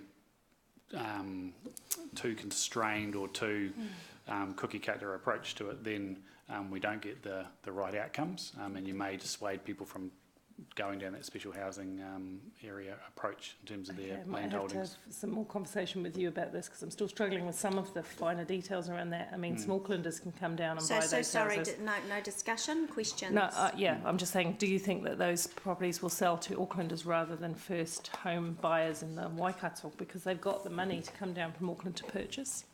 I think the land value ratio rules have sort of reduced the amount of investment that's been going from investors and buying houses and new houses and things like that. So, yeah, cool. But you do get a mixture.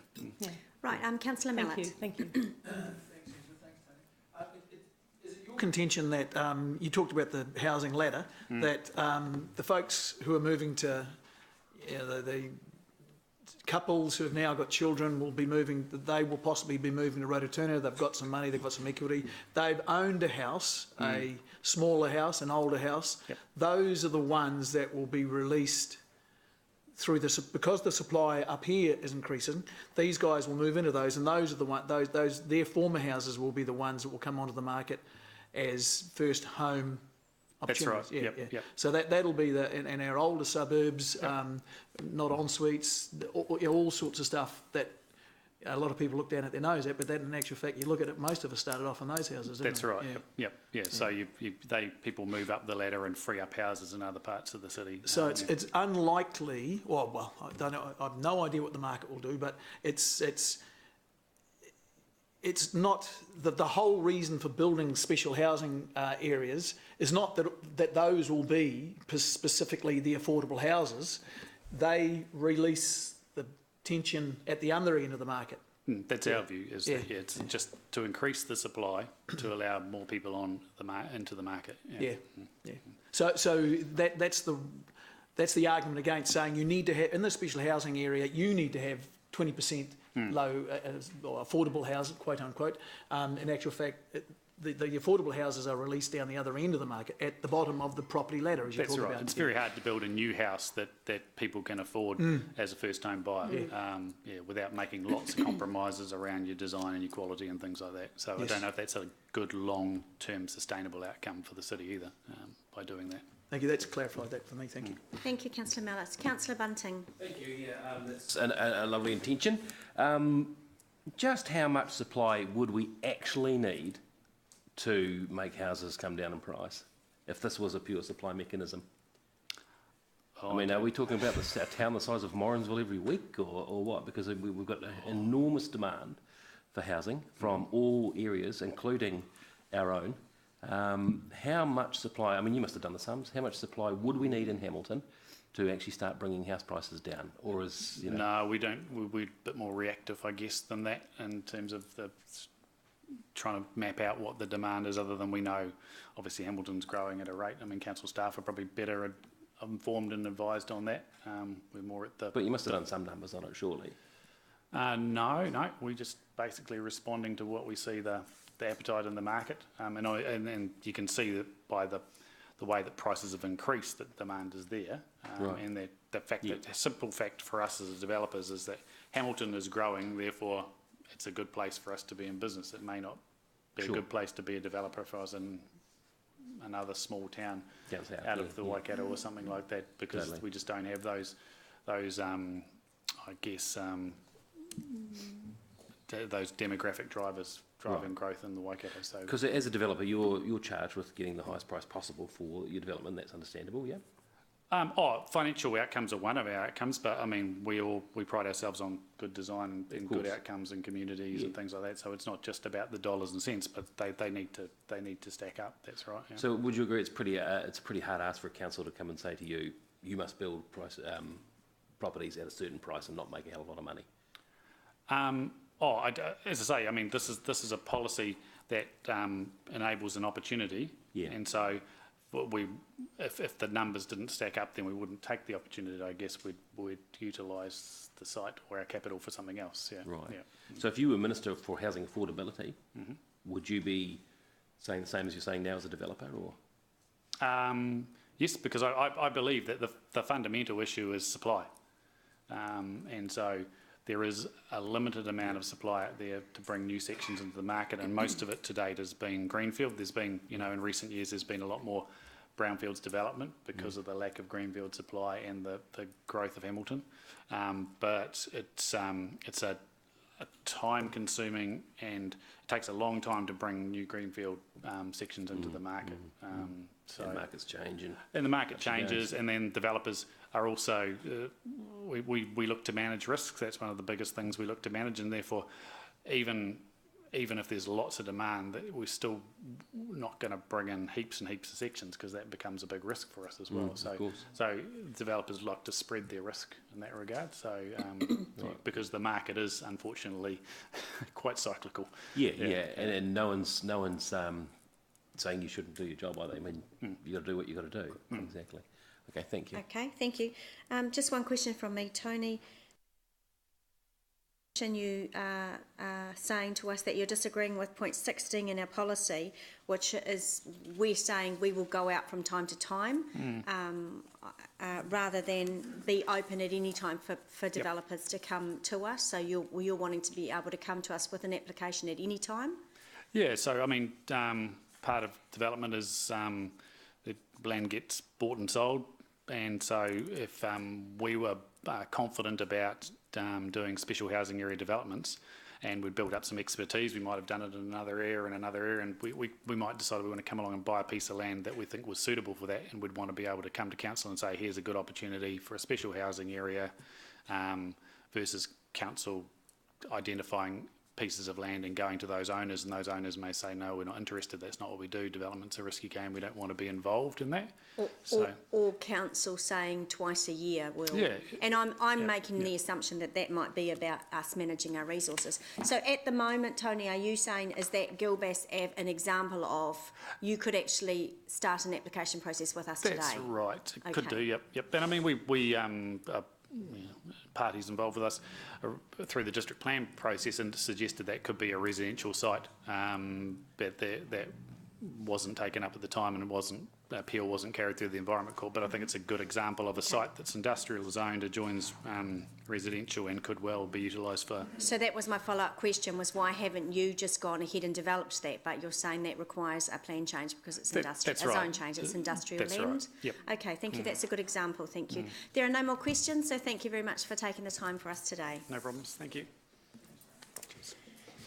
Right, we are on to submission number 28, and this is Dean Marshall and Lynn Hutchinson. Good morning, welcome. Good morning. You enjoying sitting there listening to us today? Yes. Good.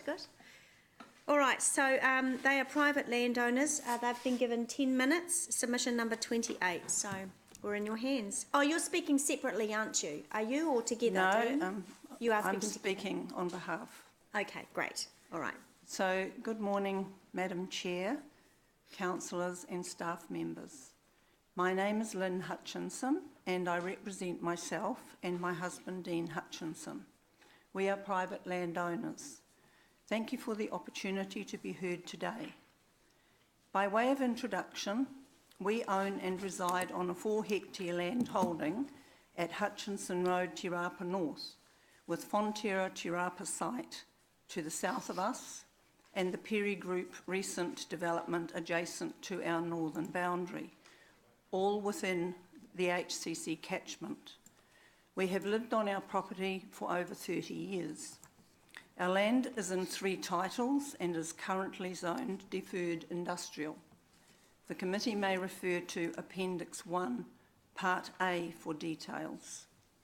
In 2011, when we subdivided our 4 hectares, our additional titles were drawn up and approved under the RMA 1991, allowing for a housing site setback area on each additional title. These areas are located inside the Fonterra Te Rapa site noise emission boundary. For all the time we have resided here, there has been no problem with noise or any other issue from the Fonterra site. We plan to put forward an expression of interest for our land to be designated a special housing area, SHA, when council calls for these. We firmly believe our land is suitable as a special housing area, as it is mostly flat land of a sandy loam soil type, ideally located near employment, public transport, educational, recreational and community facilities. The committee may refer to Appendix 1, Part B for further details. Our land is adjacent to considerable infrastructure, as detailed in Appendix 1, Part C, and after some additional development, is potentially ready to go as a special housing area. Particular points we wish the committee to consider in regard to the special housing areas policy. We have read the 55 submissions on the draft policy, which are posted on the HCC website. We note several of the points we made in our submission have been strongly endorsed by other submitters, representing the development community. We support the purpose of the Housing Accord Special Housing Areas Act, the Act, to enhance housing affordability by facilitating an increase in land availability and housing supply in Hamilton. I would now like to emphasise what we believe are the key points of our submission. Point 1. The most important principle is that the Hamilton policy must be consistent with the Act, removing planning roadblocks and enabling a streamlined process which will allow Hamilton to fulfil the commitment to the Housing Accord and to bring the affordable housing crisis under control. The policy needs to be kept very straightforward and should not introduce rigid criteria or requirements beyond that defined in the Act. It is therefore important to ensure the policy remains a guidance document and that it does not misinterpret the requirements of or introduce requirements that are not in the Act. Point 2. We consider the draft policy in its present form is inconsistent with the purpose of the Act and other SHA policies. HCC should not reinvent a process, but rather should benefit from the experience of other councils which have successfully implemented an SHA policy and brought affordable housing to market. In our submission, we recommended Hamilton should adopt the Tauranga City Council Process Summary Flowchart. This is relatively straightforward and has allowed a number of SHAs to flourish in Tauranga. Point 3. We have significant concerns with the selection criteria for a special housing area which is being promoted in the draft policy. The selection criteria is biased and limited towards land already zoned residential and elevates the zoning and rules in the Partially Operative District Plan, PODP. This approach does not create additional residential land and therefore does not meet the purpose of the Act. The draft policy's rigidity and overemphasis on the PODP risks undermining the Act and the Accord, thereby negating the opportunity to enhance housing affordability. The focus for Council should be to encourage any landowners or developers through a straightforward process and a package of policy incentives to prepare their land and build houses more quickly than has been the case to date. Each SHA proposal should be evaluated on its own merits, the primary one being to fast-track the provision of affordable housing. The process outlined in the draft policy is not a fast track. Point 4. Unfortunately, the draft policy places an overemphasis on the PODP at the expense of achieving the outcomes being sought by the Act and the Accord. One of the reasons for enacting the Act and establishing SHAs is that the standard planning process has fallen short of enabling sufficient affordable housing. The policy must therefore be more enabling. Point 5. The proposed requirement at point 16 of the draft policy that developers will not be able to actively seek the establishment of SHAs, but that Council will call for proposals from time to time, is not at all proactive and potentially quite restrictive. We agree with others in the development community that applications for a special housing area should be able to be made at any time by any member of the development community, including Council itself. The policy needs to state that Council will assess and process proposals received at any given time from landowners and developers seeking to establish an SHA. We feel the requirement to demonstrate compliance with the rules prior to being considered as an SHA reverses the proper order of things. A partnership between developers and Council is needed, with Council committing to a proposal early with few hurdles to encourage engagement with the sector. The detail of design of a development should be a matter for the assessment of the qualifying development after the land is designated a special housing area. Point 6.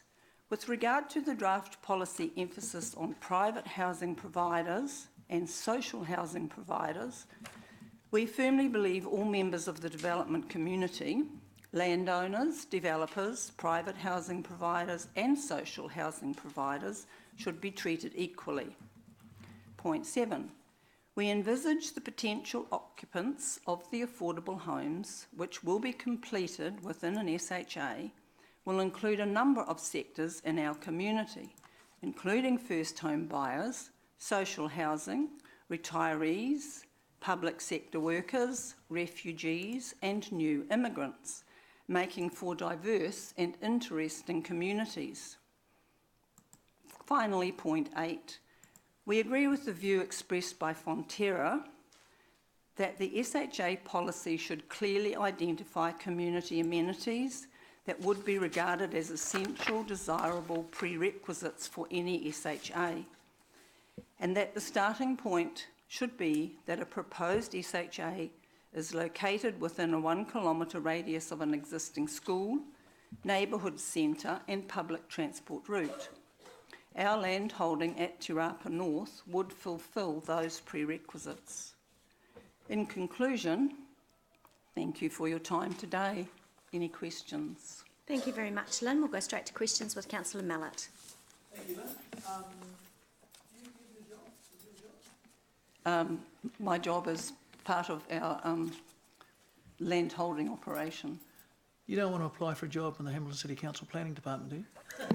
I'd be very happy to assist in any way I could. Okay, just thought I'd put it out there. Very happy. Okay, your second to last point, and I'm sorry I didn't catch it all, was you talked about diversity somewhere along the line there? Yes. Would you just repeat that or just expand on what you mean by that? So we envisage that an SHA will include a number of sectors in our community, such as first home buyers, social housing. Oh, sorry, so you just, okay, so you're not requiring it to do that, no. You're just putting out there, there's no reason why everyone can't benefit from it. Well, the thing is... I thought you were trying to put some conditions that you have to have a culture of so many people who are refugees and I just turned off a bit. No, I think I believe that you have within the process of assessing the land and working with land holders, landowners, developers, is that you have an opportunity to look at what would be the best use of that land as a special housing area and to introduce through the communication with those people the possibility of having more diversity. Okay. And I'm not overly familiar with the Act. Does the Act target diversity, does it? No, I don't think it does specifically. So what's your rationale for targeting? I mean, I'm not particularly fussed on quotas and things like that. What's your rationale for bringing up the diversity thing? I think firstly, we picked up on quite a strong theme that came through from other submitters, that they were looking at communities. And I think that we've heard of examples where there have been, through the market and through the design of the homes, the ability for a number of different sectors to become owners, renters, etc. Okay. So this was the people talking about different ownership structures and all that sort of stuff that we heard about before. Okay. And there have been examples of this in, for example, the Tauranga situation. Just one final question. Do you agree with the former submitter Tony McLaughlin when he talked about the that it's not specifically the purpose of a special housing area to provide itself the affordable houses, but it is a mechanism for triggering the movement on the property ladder, as we call it, from people in lower cost or affordable houses, quote unquote, moving into the special housing accord, and then it's just an increasing supply up there. People move out of a more affordable housing, and that is how people enter most people enter the housing market. Some people have got zillions of dollars, but most people don't. The first homeowner typically is looking for the cheaper stuff, but that won't come, or is unlikely to come, from the housing in the special housing accord. It'll come from existing housing which is released onto the market as a consequence. Well, I believe it could be a mixture of both. Okay, I guess my point is more importantly, are you supportive of quotas or some degree the requirement that some amount of special housing accord houses be subject to a price bar or a condition of 20% has to be affordable housing, which as yet undefined? I think that was in the draft policy, pardon me, but and so we didn't disagree with that. But we are very aware that there has to be a commercial aspect to this for the developers. And so a mixture of types of houses by size, affordability, should enable the... But should it be in the because when we set the policy, that becomes the rules in effect. Should it be a rule that you have to provide? I tend to think not, because I'm rather averse to the policy being very prescriptive, and I think it is too prescriptive at the moment. So I think that there should be more of a focus back on the Act, which is not that prescriptive, as long as the outcome is achieved. Okay, thank you. And my last one is, you did talk about the our POPDP, our Provisionally Operative District Plan, and you're concerned that some of the components of our SHA policy reflects that, which is really defeating the whole purpose, because the whole thing about the SHAs is to get away from that. Exactly. Because in these situations, the district plan has failed us. Yes. Yeah. Okay. Thank you. Thank you, Councillor. Councillor Southgate. Thank you, Madam Chair. Just two short questions. I just actually got a little bit more confused and more clear on that last little bit of the conversation. First thing, what I heard you say on check is that I see in the policy, paragraph 15C, the creation of SHAs that achieve the purpose and principle of the policy. What you're saying is reverse that round. So, yeah, so that the guiding principles of the Act are to be met. So I get that. And then I did put a big mark around your comment about agreeing with Fonterra and paragraph 7 and 8 of your submission. Just want to know, do you believe that the policy as drafted accounts for that enough? You're talking about that you envisage that the potential occupants will be diverse, that you'll create a diverse community, and that you'll also have a close connection to facilities and amenities, right? You're seeing that as being really important. Mm-hmm. So in terms of the way the Act is drafted, and I look under, the only way I can see that is under A6, and that pertains to affordability rather than outcome. There are some things around the size and so on, first home buyers, the rental market, social housing, and other comments like that.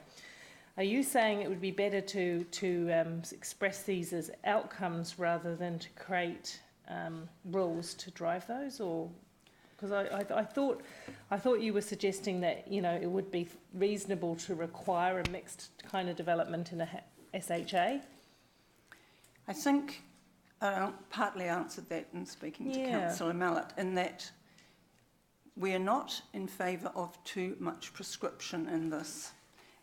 I think I could agree with you that as long as the outcomes were achieved through the collaboration and communication with the developers on any particular special housing area, then you don't need to prescribe that in the policy.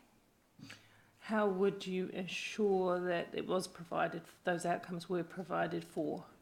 Well, you're assessing each individual application.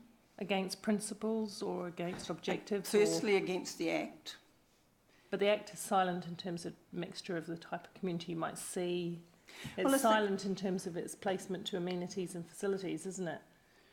Okay, well, I would think that if you are aware, as the controlling body, of the various applications for special housing areas, you'd be able to ensure through not each individual one, but you've got a number of these going on, and you would have the overview of what is proposed in each qualifying development. So I think you'd be able to assess that as you went along, to say, well, we've got one suburb over that's providing this to meet the objectives, and that's not so it's not so able to provide another aspect, but now we've got another opportunity here, so we could focus a little bit more on this aspect. So I think you've got to have that flexibility. We don't want them all to look the same. No, I agree. I'm just still, maybe we can have some conversation about that, how it will be provided in the actual policy to ensure you do get that spread of outcomes that I think your submission was saying you should, in 7 and 8, right? Yeah. Okay.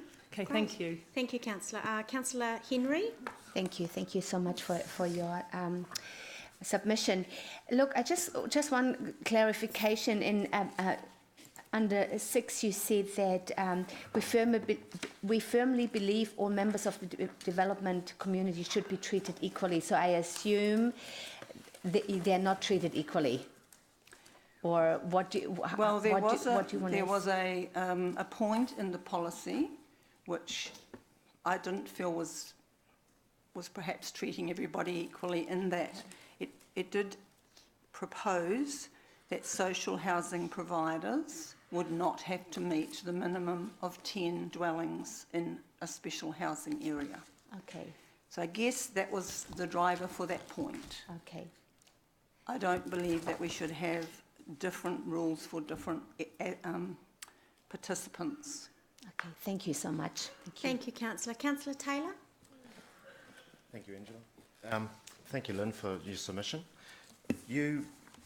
Am I right in thinking one of your central points is that, or concerns, is that SHA applications outside residential areas require a heavier burden of evidence than residential, when they're in residential areas, is that right?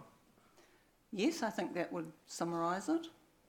So, do you feel that your own section that you're keen to turn into housing, would that not meet the thresholds required, or is that your concern? Or I just think that, I haven't looked at that specifically, but I think that it's important that you look at each piece of land on its merits and disregard what it currently is zoned. And I think Tony McLaughlin alluded to that himself regarding his piece of land in Gilbass. We're starting something new here, which is a great opportunity. And if there's an excellent piece of land, handy to amenities and facilities and schools and so on, why would you not look at it as a special housing area? Do not restrict the council on this, I think. But if it's so close to amenities and it's got everything going for it, then what's the problem with providing a bit of evidence? It's obviously, it can't have too many problems. Well, are we not trying to fast track things? Because at the moment, the reliance on providing evidence is a private plan change application, which might take 3 years. Under 5, you've got the detail of a design of a development should be a matter for the assessment of the qualifying development after the land is designated as SHA. So are you saying that basically the guidelines, there should be no guidelines for design before? I mean, what's the threshold there? So there should be no controls over the design of the SHA and what it's going to look like? I think it's important that you identify the land first, and then you may have the outcomes specified in your policy, but the diversity of the developments will come in from all of the different people that are involved in them. Again, I'm not in favour of something being prescribed that is restricting the initiative and imagination of the people who may wish to take this on. Sure. But should there not be at least some oversight of what it's going to look like before it gets approved, before it gets designated? Well, would that not be the assessment of the qualifying development? I mean, you've got the land designated, and so the people who own the land come forward with a proposition, and if the council people who are assessing this do not think that it looks like the sort of development they want in that area, then they'll say, you need to go away and rework this.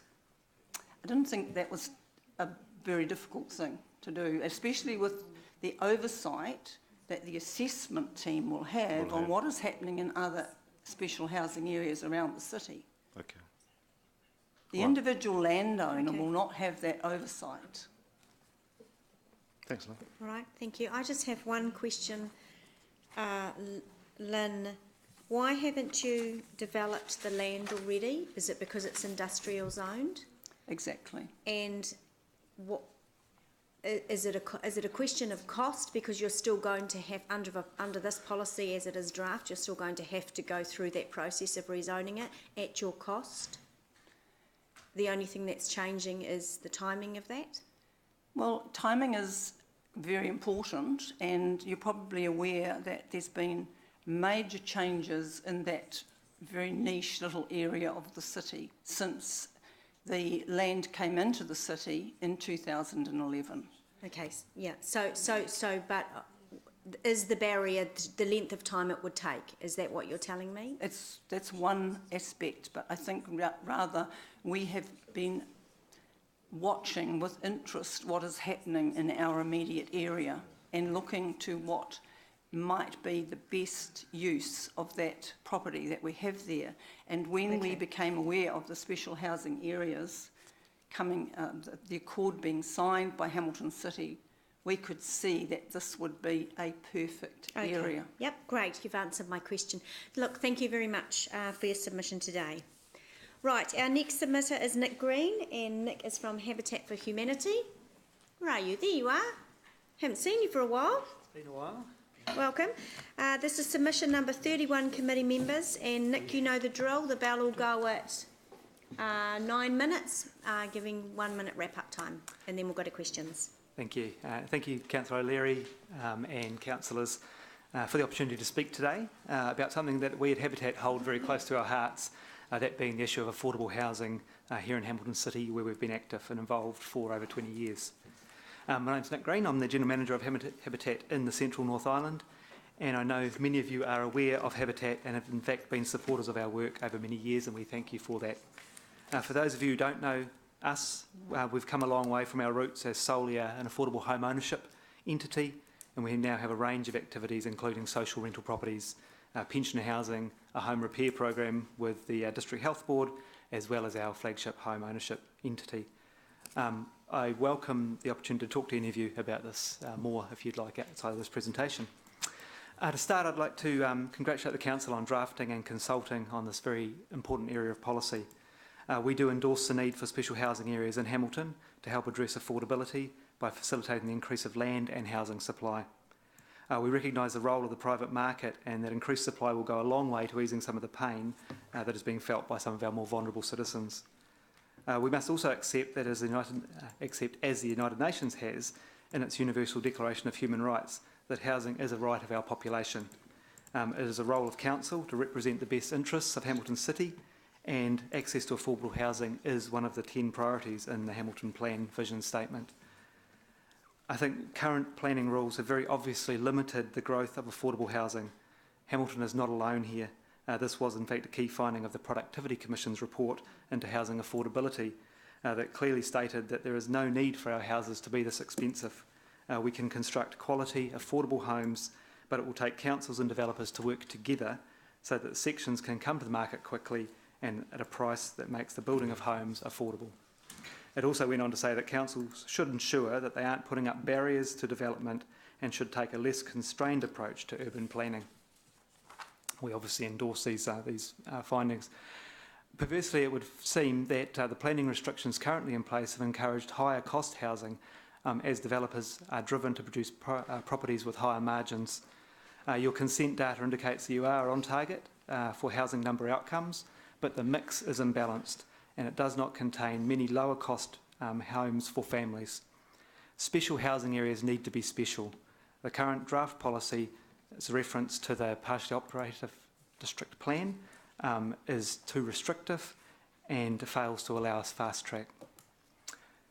We also recognise and support individuals, including developers, and their right to make money, to do well. But we also think there's a responsibility to do good. Where the market is not doing so, then I think there's a role for council to place mechanisms in place to encourage such. Because of this, we strongly support the inclusion of affordability criteria within the special housing area policy. I was concerned by reference in the policy and its associated documents to relative affordability.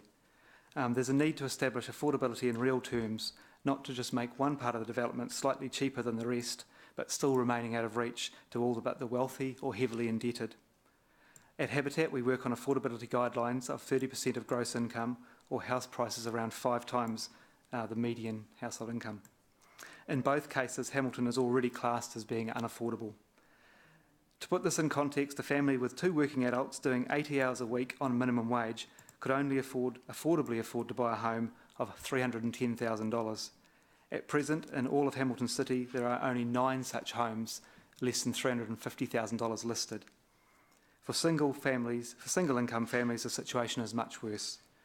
There is just no supply of lower cost houses, the flow-on effect being limited supply of affordable rental properties as well. As such, an affordability criteria in the policy needs to be addressed. Mandating 2-bedroom, 150 square metre houses is not a pathway to affordability. We believe the size should be further reduced, perhaps to 130 square metres, and the reference to the number of rooms removed. If we are to increase the supply of affordable, well-designed homes, then we need a range of properties suitable for a cross-section of the population at lower price points. At Habitat, we routinely build 4-bedroom, 110 square metre homes with no garages. These starter homes are well suited to families, and we have significant evidence of such. I would bet that most of us either owned or grew up in much smaller, more basic houses than the 200 square metre houses we're seeing being produced today. All of the spec builders have smaller homes on their books, but they tell us there's no demand. We would argue that those who want them can't afford them, and those who can afford them don't want them or want them in their neighbourhoods. Because of this, we believe special housing areas should also restrict the type of covenants that make smaller homes impossible to build in new subdivisions. It would be fair to say that most developers have a limited appetite to work with lower income families. That is not their role, and in fact there is an entire sector that is willing and prepared to do so. The development of the Hamilton Housing Plan by the sector, in consultation with Hamilton City Council, demonstrated this willingness. Unfortunately, at the time, the council saw no connection between the private development sector, its planning processes and social housing providers. While access to affordable housing is listed as one of Hamilton City Council's priorities, there is no policy that I could find on how to approach such affordability. It is instead embedded in other documents such as the Growth Indicator Report. This report makes passing mention of a decrease in affordability, but that we are still better than other major North Island centres. Not a great claim to fame, I wouldn't say. I believe it is time to dust off the Hamilton Housing Plan, or an equivalent, and join up the dots. Within the draft policy, there is distinction made between pure developer-driven special housing areas and those involving a community housing provider. There is some argument that these are double standards, and this is probably true. However, Murray Sherwin, the chair of the Productivity Commission, said that the social housing sector will need considerable assistance if it is to scale up to the extent required, and to do so within a reasonable timeframe. Central government is doing work in this area, and it also falls on council to help. We endorse this distinction, but believe the threshold needs to be tweaked. If the intent of the policy is to create more affordable housing, then a threshold of a minimum of 50 sites for developers would encourage larger scale developments, while the 20% affordability requirement would deliver 10 affordable homes. Where the benefits of fast tracking are sufficiently attractive, then such numbers could be made to work. For smaller developments involving community housing providers, whose sole purpose is to produce affordable homes, the removal of such limits is warranted. This also allows for smaller infill type developments to proceed on a case-by-case basis. Habitat currently has several sites within Hamilton City that, with a change of designation, could be redeveloped to provide 2 or 3 times the current number of homes they provide. Finally, there is a need to address the mechanism by which special housing areas are brought to council and assessed. The draft policy suggests council will call for applications but makes no commitment to the regularity or timeframe of such. We believe to be agile, there needs to be a more open avenue for social housing area opportunities to be raised and assessed at any time. The draft policy also front-loads all the proposal costs onto the developer and creates an extended and uncertain pathway to approval. A more balanced partnership approach, whereby council commit early to a proposal and absorb its own costs and bring it to fruition at an early stage, would provide comfort. There is also a question of infrastructure costs, but I defer to the Property Council's submission given their much greater experience in this area, other than to say that council does have access to funding that other parts of the sector do not, as the Peacocks development has made clear.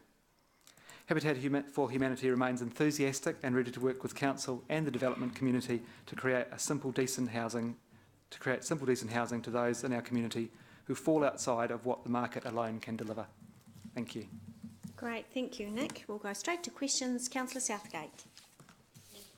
Thank you, Councillor O'Leary. There was a lot in there now, and I was trying to keep up with it actually, but there's some good points in here. So your view is that the right thing to do is to give some preference to sectors that deliver those social outcomes as it is, and so you haven't suggested any changes to the proposed policy, but you believe that a slightly favourable bent towards housing providers who can meet that low-cost social housing is appropriate, don't you? Yes, I do, yeah.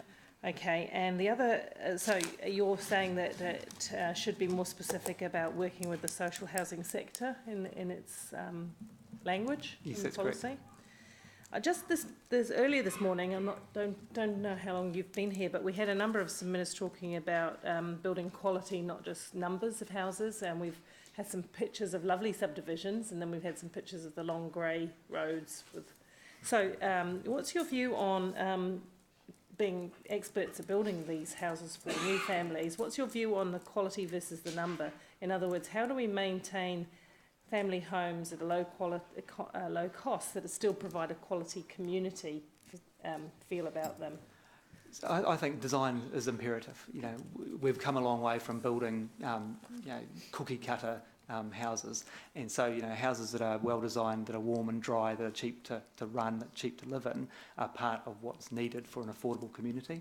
And we're very keen, and we do work with developers and architects to make sure that what we are building is well designed and is going to last for for many generations. But that doesn't mean that we need to enforce multiple hips and valleys on roof lines and put in extra cost purely for aesthetic purposes. We can be affordable, well designed as well. Because a number of people talked about things like reserves and common spaces and private spaces and that kind of thing. So your view is that a good quality urban design approach would create those kind of factors for the community? I think those guidelines need to be there, but they don't need to be overly prescriptive. Okay, so if they were there as a set of guidelines to be considered, and on a case-by-case basis you look at the proposal, yes, that would be better from your point of view? Absolutely. Thank you. Thank you. Councillor Taylor. Thank you, Angela. Thanks, Nick. We've had a number of submitters suggest that the affordable housing issue can basically be all sorted out as long as we just provide a lot more houses. What's your response to that? I have not seen that happen.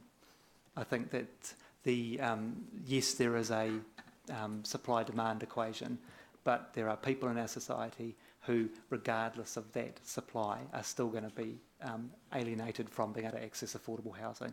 So I think there needs to be some emphasis placed on affordability within a special housing area, otherwise what makes it special? So the argument seems to run that people and first home buyers aren't going to be buying new houses anyway, no matter how small they are, and but they're going to be basically people are going to be moving up the ladder, ending up with a more expensive house and vacating the cheaper housing, which is where the first home buyers will go. What's your take on all that? You do see some of that happening, but I also think we see people vacating their smaller houses, turning it into a rental property, charging quite high rents to finance that decision, and then moving into larger properties themselves and becoming landlords by accident. So that in itself is not the answer, what they're suggesting? No, I do not believe so. So you believe there needs to be an affordability criteria, and in our case, I think we've gone for 20% with 250 metres or less, I can't remember now. And you're saying there needs to be that lever, but we've got the numbers wrong. You're saying they should actually be smaller. Was it 130? Is that right? Yes, that's correct. I think at the moment where it's got 150 square metres and 2 bedrooms. Yeah, no bedroom, and you're saying no limit on bedrooms. No, I think we should better build we build 110 square metre 4-bedroom homes. So there's no reason why you can't do that and still make those homes that are perfectly suitable for families. Thank you very much. All right, we've still got a few minutes left. Councillor Bunting. Oh, I'm really glad to hear your submission. It was great. Thank you. So Jeff's asked exactly the same questions, but smoother than I would have in supply and demand. Are you ready to partner up if things went the way that you'd like them to go? Is Habitat for Humanity ready to build enough houses if you were to pony up with the council? Absolutely. I mean, we have a balance sheet that's reasonably lazy. We have appetite to do more, but at this point in time, there are restrictions that we haven't been able to get past. Rightio, cool. Now you mentioned 4 bedrooms, no garage. Where do they park? What do they do? How do they get around that? So we build carports. Oh, okay. Right, so it's still off the road. Yeah. Okay, cool.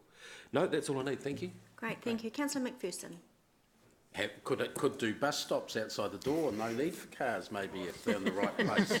There's your second bedroom, isn't it? That's right. Yeah, just put a shelter in it. Okay, thanks, Nick. Do you think that the whole of a special housing area should be affordable housing, or should there be a mix within each one? How would you see that? Because you've focused on the affordable part, but and the proposition and the plan in the policy, sorry, is for a portion of a special housing area. What's the right portion? All or something less? No, we don't think it's all. I firmly believe in mixed tenure, mixed development communities. I think that when society and people get alongside one another and understand each other's differences, we operate better as a community. So there's no reason that we would want to see an entire subdivision being done in an affordable, restricted way. I think that also removes the financial viability of doing such. So, you know, like I said, we believe people should be able to do well, but we also think they should be able to do good. And you talked about the restricted nature of our process, so only a handful of times we'd collect all of these applications and look at them. You're saying, no, if I'm hearing you right, correct me if I'm wrong, they should be spread through the year. You should be able to apply any time and have it accepted and adopted at any time. I believe so, yes. Yeah. I think opportunities come along, and we need to be able to seize those opportunities as they emerge. Yeah, I think the council might agree with that. You did mention that councils had access to funding for infrastructure that others didn't have, and I was wondering if you could tell me where that was. Because the Housing Infrastructure Fund is only for one place, Peacocks. You all look behind your seats. somewhere is it under? See, I mean, is that the impression you have? I think that the infrastructure fund is one such mechanism, and I think if we can pressure central government to make more of that kind of money available, so it's you want to channeled through. Okay, I get the point. Yeah, thanks. Thanks, Councillor. Councillor Henry. So much, Nick, for your presentation. That was great. Look, just one question. While you talk about partnering up with council, which is great, but how do you envisage that, the partnership? What do you see as a partnership with the council? I think that initially I was part of the development of the Hamilton Housing Plan, which was supposed to bring together developers and the community and the council to talk about this very subject. You know, how do we make housing affordable? I think partnership starts there, and then when you get to the tangible part of the end of the spectrum, then you have planners and people who are specialists in this area. We're not specialists in the planning area, so I think it's making those resources available, but it's also making them available at a cost point that works. When we're trying to be affordable, really what we're doing is providing a subsidy between what the market's charging and what the cost actually is. So, you know, we need to make sure that what we're doing in that space does work for everybody. So how happy are you about the partnership so far? Look, I think that our relationship with the council has been pretty good, to be honest. That's good and I think the council has a great intent, as do the staff, and we have good working relationships with those people. And opportunities like this to get our different points of view across are an essential part of our democratic process. Thank you. Thank you. Great, thanks, Nick. Good submission, thank you. Right, we're moving on to the submission from Perry Group, and this is submission number 35, and we've got Richard and, I'm sorry, Lale, that's right. So welcome, come forward. Submission number 35, now they've got 10 minutes, so the bell will ding at 9 and wrap it up and we'll go to questions. We've just got a USB stick, we just plug it in here. Yep.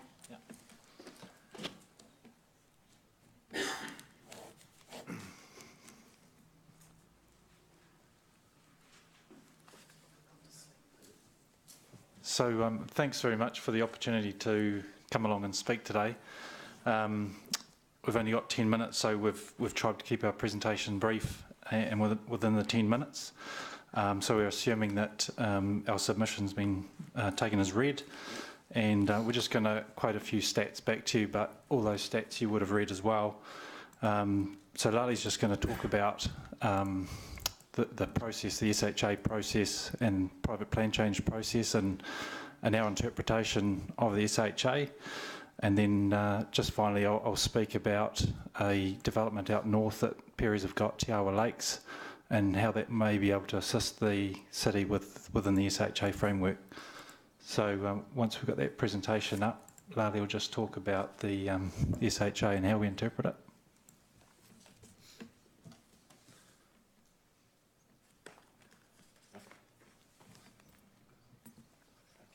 Plan B, we've got a handout.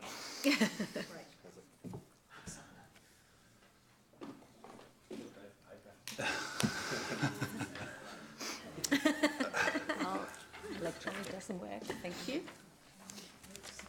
Thank you.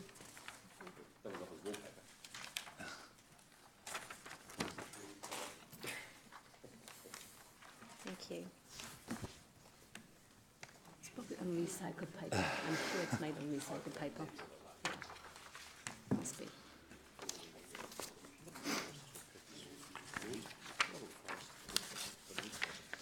All right, off you go. Thank you. Thank you.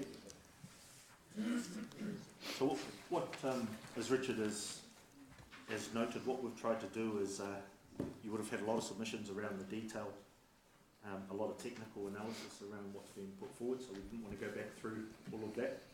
This was mainly just to keep it simple process of what we're trying to achieve. So we've seen the SHA, and largely focused around just the SHA process coupled with what we're currently undertaking for one of the developments, which is a private plan change. So that flowchart that you're looking at on page 1 there is what currently faces Perry's at the moment and looking at development opportunities.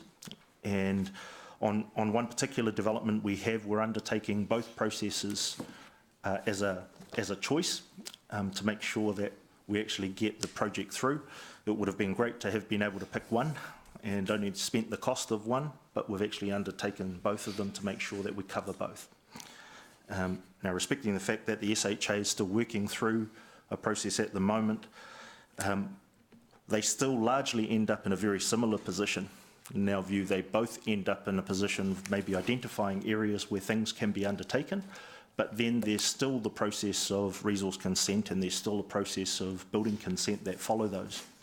So being able to shortcut the process, we're talking about a policy at the moment which we haven't started, and as you all largely know, it's almost taken, by December this year, it'll take a year to get to maybe a policy, maybe an agreement on scheduling land, and only then do we start our resource consent process. So would have thought as well, and we've talked to staff about this process, that again, lots of learning from previous councils, Tauranga being our nearest neighbour that have just undertaken this process as well, some good learnings that we thought had come through there. There's a lot of technical talk about that learning, but I think the overlay of it is that you do get to effectively a resource consent and a building consent position faster than a plan change by about 6 months to 12 months. But from then on, it's still largely the same process. So focus on getting the policy is one thing. What we're interested in as well is what will then happen to accelerate that process from resource consent to building. And there's a lot of cost in and around these processes before you even start getting to understanding the physical build of houses. So that's probably just the key point that we want to make around just that flowchart. We recently looked through the housing report that was put together. We've pulled some figures together and just highlighted in here, and Richard will jump in here as well. But understanding the need for the SHA, we sort of went backwards and had a look at the numbers that the region has with regard to what it's produced as a housing product itself, both in infill and in new. And I'll jump to the right-hand side because that's sort of the biggest picture first. Our understanding was that we've got a normal trend of housing numbers made up from that mix of both new and existing or refurbished of about 1,200 odd. To meet growth numbers, there was a forecast of about 20% of that needing to continue to meet the population growth numbers that were there. And that's moving just from the 161 to the 177, so 16,000 odd in about 5 years. So that 1,200 number seemed to fit quite well, but it doesn't include the halo effect out of Auckland, nor what we think is new growth in that process. So our simple understanding of it was, if we're currently sitting at a number of about 1,200 odd projected at the moment, we believe that the SHA was a mechanism to be able to increase that number by circa 1,500 odd in the next year to maybe 3 years in that process. And in doing that, we'd be able to potentially help ease that tension of the ongoing requirement if we continue to trend through the current path. So that's all that's really just trying to indicate for us.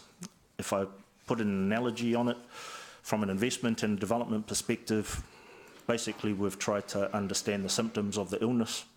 That's what we're drawing here, and now we're just trying to work on basically the right medicine around that SHA delivery solution. Anything else there, Richard? Yeah, I think if we just look back through history too, I mean, we were down at 500 odd dwellings a year just after the GFC, and we've climbed back to 1,200, and we sort of assumed that run rate moving forward is probably going to fall short when you look at the MPS projection, population projection of, or dwelling requirement of 1,500 a year. And we're not sure whether the halo effect has been taken into account in those numbers, or also staying ahead of the growth. So our interpretation is that there is a need for more housing, and that's where our application comes from, with our private plan change and SHA application. And we can probably lead on to that, our development out north now, if you like. Well, just to finish on that, Richard, that second to last green bar along the left-hand diagram there, just the average section price in the region. We talked about numbers previously, supply previously, so 2011 sections at sort of 225 odd thousand, basically doubling in price now. And that does have a lot to do with demand in the process, and also has to do with the commercialism that developers want to add, into the process and when they release them. So it's good being able to see the opportunity of other housing development areas coming into play, because it does need some competition. Yeah, I think affordability goes right through the whole price range, and you're buying a house out Rototuna a couple of years ago for 850,000, and now they appear to be up over $1 million. And climbing, and I think a lot of that is to do with the section prices being 445,000 for a 700 square metre section. So I think land supply does have, a pretty big effect on the affordability. So that's where we're coming in, I guess, with the Te Awa Lakes opportunity. So if you turn to that last page, we can provide between 1,000 and 2,000 new dwellings out at Horatū there. We've got the infrastructure in place, and I know that's a big problem for the city, providing the funding for infrastructure. So we've got a solution there. If there's not enough infrastructure, we've got a couple of options there to increase it. We're prepared to fund that. It's in our feasibility to do that. We're ready to go. We would like to get started in October, to be honest, to meet the earthwork season. If we don't meet that, then we're waiting another year. So that sort of comes into the time frame slippage as well. All we need really is planning permission to get going. And it's also quite a unique opportunity, the development we're prepared to do out in Horatū there. It is the gateway to the city. We think it's quite a transformational development, and it's got some unique tourism enabling activity as well.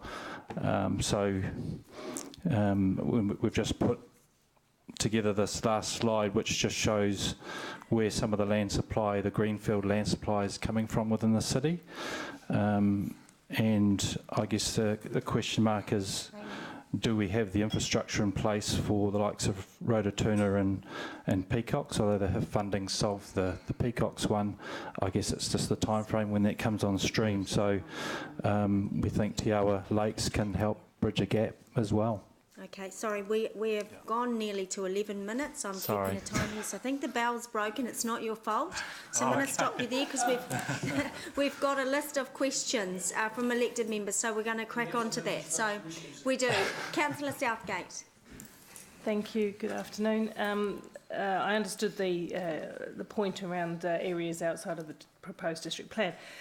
What I didn't understand is, or what I wasn't quite so clear on, is you were talking about from resource consent to building, speeding up that part of it. So there's the policy, and you want that to be more permissive and to incorporate some other things. I'll come back to that. But in terms of what are your suggestions to speed that next part of the process up from resource consent to the actual building? So just on that, Councillor, would be more around group consenting on areas. So being able to put forward integrated development plans, which in some ways lots of developers don't like because it forces you into a time frame to develop the whole land. The intention of Perry's is to develop the whole land, which is why we can put forward a more integrated, more complete plan in place, and you then could put a group resource consent even with some staging in there through that process. Then you get to the building consenting side of things. Well, for most of that development, it's going to be standard foundations, standard wall construction, standard componentry construction. So the opportunity to put group consents around different typologies of building to accelerate that process, so that largely lots of that can be undertaken before you do get to basically ticking a box and agreeing with a group builder that instead of waiting the 20 days, the mandatory 20 days, which largely, we don't meet too often at times, but when it does get met, then they can start straight away. It would be nice to be able to start the day that you've signed and take another month out of the process. Okay, thank you. That makes sense to me. Thank you. Just one other very quick question. You will have heard a lot of discussion since you arrived on the affordability factor and how this actually meets the intentions of the Act in terms of driving affordability. What's your view on that? You were quite quiet on that aspect. You just want to get on with it. I understand that. But how do we make sure that this policy frees up affordable elements of housing, not just new housing for those who can afford it, from the halo effect of Auckland or what have you?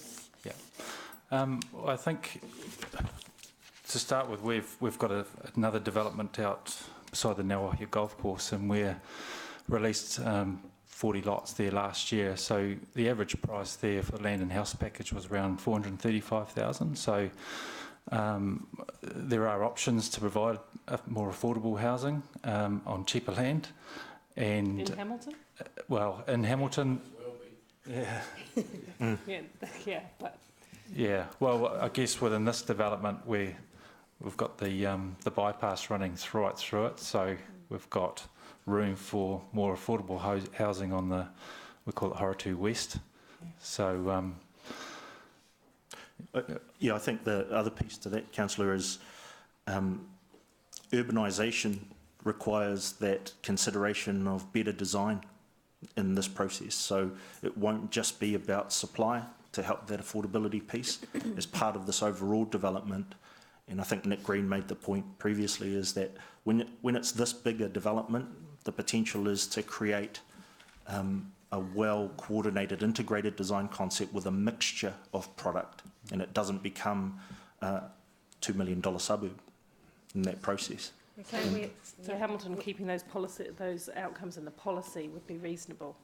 And I think those outcomes have been sort of identified in the SHA previously. So, I mean, just a quick comment on that. I think sometimes when we've got a policy which crosses over basically the fundamentals in the district plan, you're always going to have that tension.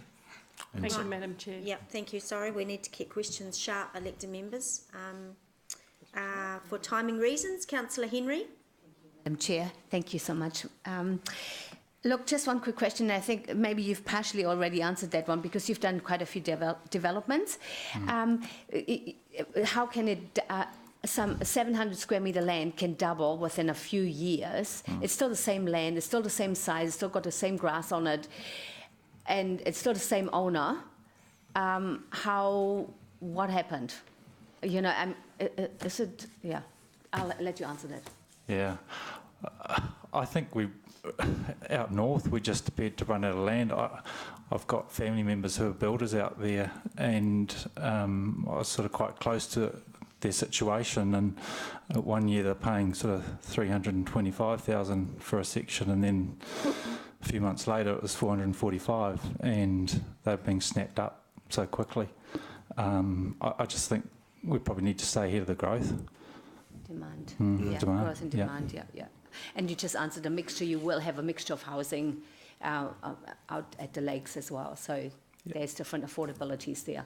Yeah, I think with some medium density options as well, I think it's important we add amenity where you've got a lot of density, and that's something we're planning to do as well. Fantastic. Thank you so much. Thank you, Councillor. Councillor Pascoe. Yes, thanks, Lowry. Thanks, Richard, for your presentation. I guess if I get the gist out of the presentation, your concerns are that delivery is too slow. Yeah. Have you got some suggestions on how, you know, I mean, obviously there's a need to mitigate the risks that HCC have in terms of our regulatory risk. And of course, there's also the risk of you guys moving too quickly and then having maybe a quality risk or a developer risk. Have you got some suggestions on how we might mitigate some of those risks? Because I guess all of us around the table are keen to move as quickly as possible, but we have to bear in mind that we've got a certain amount of regulatory rules that we have to make sure that we follow. I think the council has some fantastic benefit, given it's probably the last of the authorities to pick up the SHA. So the opportunity to have picked up the benchmark learnings from the previous councils on exactly those concerns is all there, and both developer feedback and council feedback has actually been undertaken at those levels. So do you think we've actually done that, or should we? Or could we do more in that regard to see what the other councils have done, what's been successful for them, what hasn't been, so we can pick up on the best of the best? Yes, I believe that the opportunity to do that with council is still there, but with the ministry as well, given that they've seen all of them as well, councillor. So the ministry have got an ability to basically say, well, we've been through this several times with different councils, and these things work and these things don't. And that's probably the one piece I haven't seen too much of yet, is the government's feedback. Okay, and just a very quick second question, having listened to Mrs. Hutchinson on her submission, and given that she's your next door neighbour, do you think that there's some advantage, given, you know, rolling out of infrastructure as far as the council's concerned, that some sort of there'd be a joint advantage in you both pursuing opening up your sections at the same time, and perhaps jointly working together to allow for a lot more sections to come on at the same time, given the keenness of both parties? Yeah, well, I guess there's several landowners on the other side there that we'd have to work with, but we're certainly open to working with other parties. Yeah, I guess there's some neighbours there as well we need to consider. So, yes, but yes, we're open to working with people on that side. Okay, thank you. Thanks, Chair. Thank you, Councillor. Councillor McPherson. Thanks. Just quickly following Rob's points, Richard or Lale, will this policy meet your needs for an October start, i.e. a speedy, and if not, what do you think specifically has to be done to change that?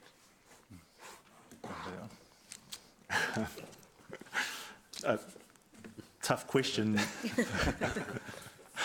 I'm sure that if the intent of the parties was to, and this is with council, with the staff, was to sit down and work out the exact concerns that they have, that we also have, and we could have a joint discussion around that in an open forum, we'd probably cut out largely 90% of those issues. So it's not a policy issue, it may be a process issue. It could be a process issue arising out of it.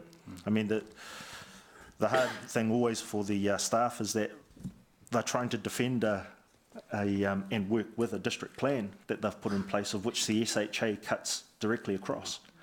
And so the concern with all councils is that the cutting across is truly a shortcut and not a new expressway.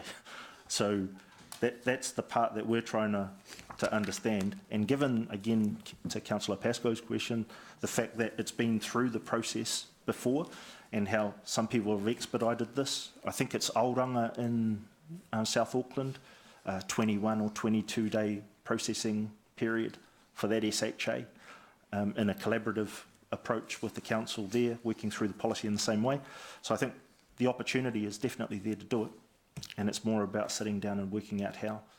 We're going to come to some roadblocks, and that's why I'm avoiding the question of how do you fix it, because the issue is about how you're going to end up working with the team to do it. So within the policy, you can do that, and you're going to make an appointment after you're on your way out to meet our planning staff, are you? Yep. To start it. Yeah, and government also has that shortcut ability to go straight to the minister as well on the basis of reviewing it from there. So that's, but it'd be good to be able to do that with council, you know, to accelerate. Thanks. Great, thanks, Councillor. Look, thanks very much for coming to talk to us today. Very helpful. Thank you. Thank you. Thanks for your time. Right, our last submission up before the lunch break is Thomas Gibbons from the Property Council. And this is submission number 42. Thomas is very familiar with our processes. The bell will ding at 9, indicating that you need to wrap it up, and then we'll move to questions. So we're in your hands. The bell has been fixed, yes. Great, thanks, Thomas. Thank you for the opportunity to attend. I'm really sorry I'm last before lunch, because that's the worst time to attend. But you will have heard some of the Property Council views before on these things. Hamilton is growing. The SHA is a great opportunity, and it's important to be enabling about how we get this policy to work. So in doing our more formal submission, we've gone through and essentially done both a big picture analysis of what we see is happening around the place, and also a bit of a line-by-line analysis of how we think the policy could be improved. Again, a great opportunity to be enabling and constructive about it. I suppose one of the ways I'd describe it is as a piece of the jigsaw. The problem or the question in some ways is housing supply, housing affordability, and a number of things are happening on this front. The operative district plan, or partially operative district plan, allows for greater intensification, sets new baselines around what some of the rules are. We've got the NPS Urban floating through, RMA reform, the Housing Accord, the HIF Fund, and of course the SHA policy, part of that jigsaw. I think we all recognise Hamilton is growing. We do have a bit of a housing problem and a risk of further housing problems ahead. We do have an affordability problem and a risk of further affordability problems ahead. Change is happening, and that's again all been recognised through the HCC Act and the Housing Accord. So the question in a lot of ways is not the problem, the question is the mechanism. And it's in many ways quite a technical one about how we create a policy that pushes the right levers and gets the right things happening. What we've really tried to address is the extent to which this policy is enabling rather than restrictive, the extent to which it opens up opportunities for further land development rather than closes them off, and the way the content of the policy is approached. Interesting to read through the feedback on the various submissions, and what I'd urge you to do is not approach it as a matter of yes, no, maybe in terms of answers, but it really is a matter of more detail around how we get the policy wording right. It's really more of a qualitative exercise than anything else. But yeah, our thoughts are all on paper. We're very keen on a very enabling policy. It's a very exciting time to be in Hamilton with so many things happening, and as I've commented before, we hear a fair bit about the challenges of growth, and it's about identifying the opportunities of growth as well and seeing them through. Probably don't need to say anything further. Great, well then we'll get straight into questions, and so far there are none. Everyone's hungry.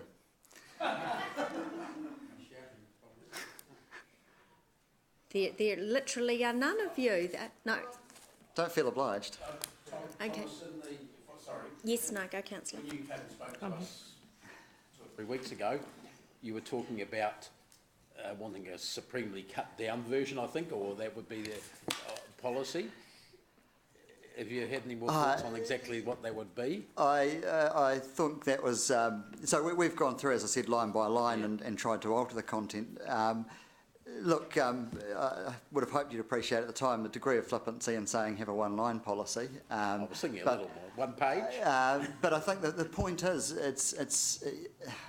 the concern about the policy last time is it didn't read almost like a policy because of the amount of discretion. So it's about having those clear guidelines to people that they can understand and knowing that it's something that's really designed to open up this great opportunity through the Housing Accord rather than take it away or hide it or make it very difficult. So the more open and clear and positive and forward-looking it is, the better. Thanks. Councillor Southgate. Thank you. Hello. Just in response to, I was looking through your very detailed submission and just wanted to ask you, since I've been fairly consistent asking all the other submitters around driving the intention of affordability. You don't comment on that specifically. You're looking at some enabling aspects, but have you got a point of view from the Property Council on how we ensure that this delivers the outcome of affordable housing as well as numbers of houses on the ground?